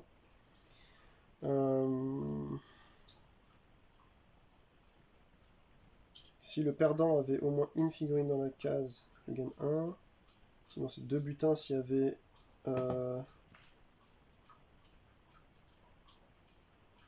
Ah ouais, mais... Quand on retire toutes les blessures des unités survivantes de la bataille, ensuite, chaque joueur additionne la force de toutes ces unités survivantes et ajoute la valeur de la carte bonus s'il l'a. Le joueur avec le plus fort total gagne la bataille. En cas d'égalité, c'est le défenseur qui l'emporte. Bon, de toute façon, vous savez quoi? Ça, si jamais j'arrive à trouver l'info, je le dirai en commentaire. Et en commentaire épinglé d'ailleurs. Ou même en description, je sais pas ce que je ferai. Mais de toute façon, il y a... il y a ensuite à s'atteler à la nouvelle façon de combattre, qui est dans cette... Est-ce que c'est là-dedans?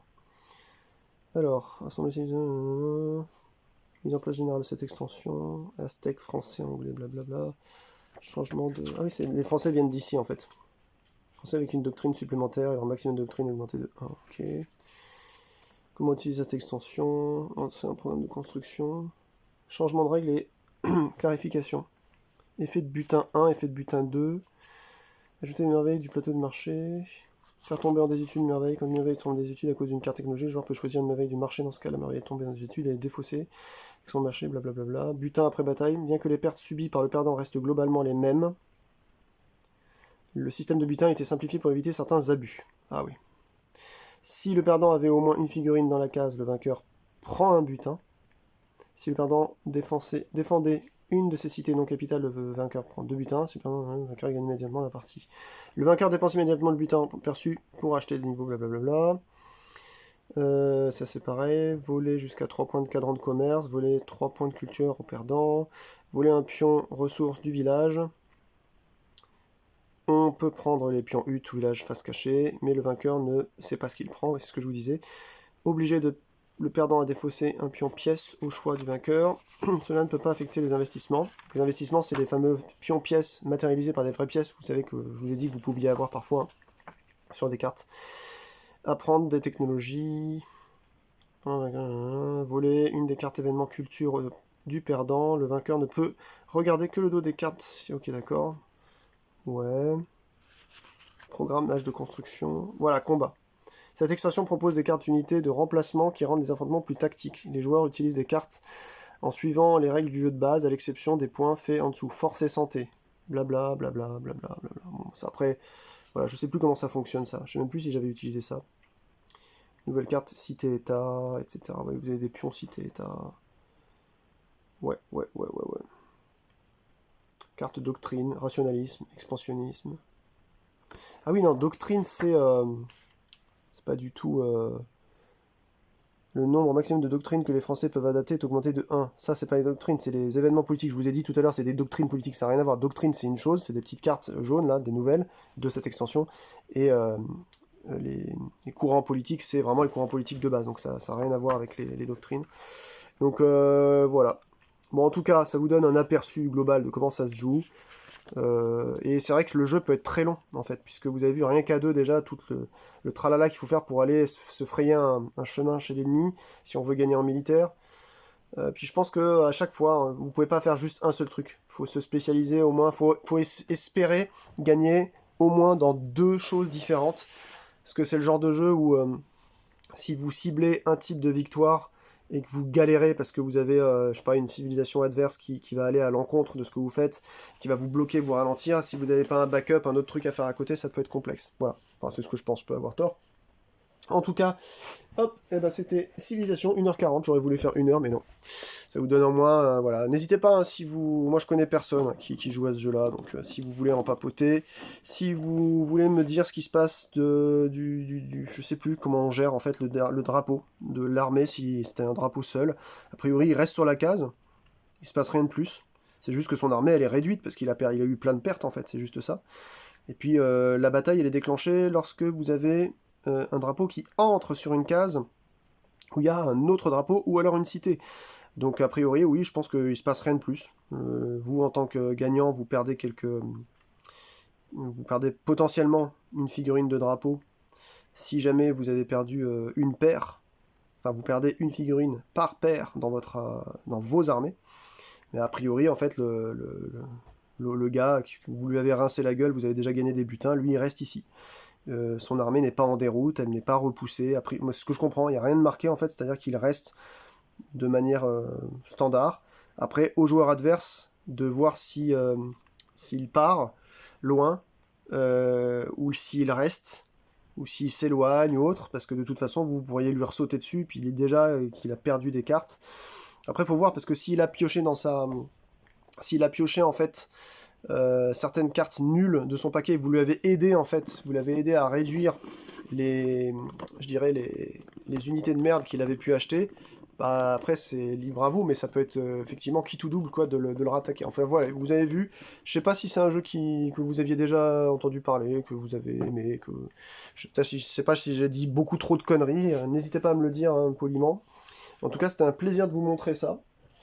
Et puis, allez, juste pour vu que de toute façon, une minute de plus, une minute de moins, je vais ouvrir toutes les civilisations rapidos. Donc ça, c'est le jeu de base, plus les deux add-ons. Et on va regarder rapidos hein, ce qu'il y a. On va pas les détailler, c'est juste pour vous montrer qui c'est. Hein.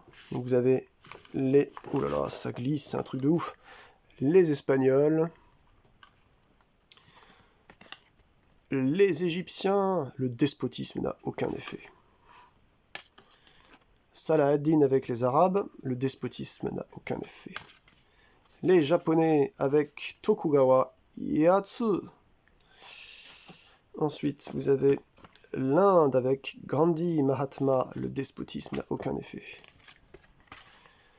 Vous avez les Mongols.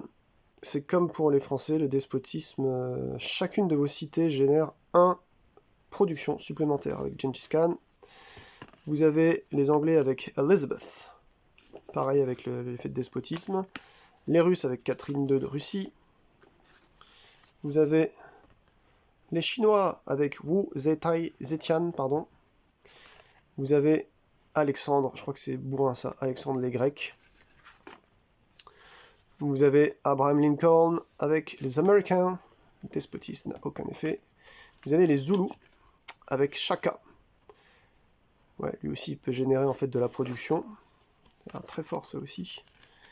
Vous avez Moctezuma l'Aztèque. Vous avez Bismarck, Otto Van, l'Allemand. Et vous avez les Romains, je crois que ça c'est violent aussi. République, vos armées peuvent construire des cités comme si elles étaient des colons. Vos colons peuvent explorer des huttes, mais pas des villages. Ça, c'est genre... Mais de toute façon, ils vous disent, ne prenez pas les Romains et les Égyptiens, je crois, au début du bouquin de règles, pour que ce soit pas trop violent, quand même. Voilà, voilà. Bon, bref, c'était Civilisation par Kevin Wilson, inspiré du jeu de Sid Meier's, du jeu vidéo, pardon. Un jeu de 2 à 4 qui peut aller de 2 à 5, et je vais m'intéresser aussi, dans pas longtemps, je pense, au mode solo. Je vous souhaite une très bonne fin de journée, portez-vous bien, et à très bientôt. Ciao, ciao.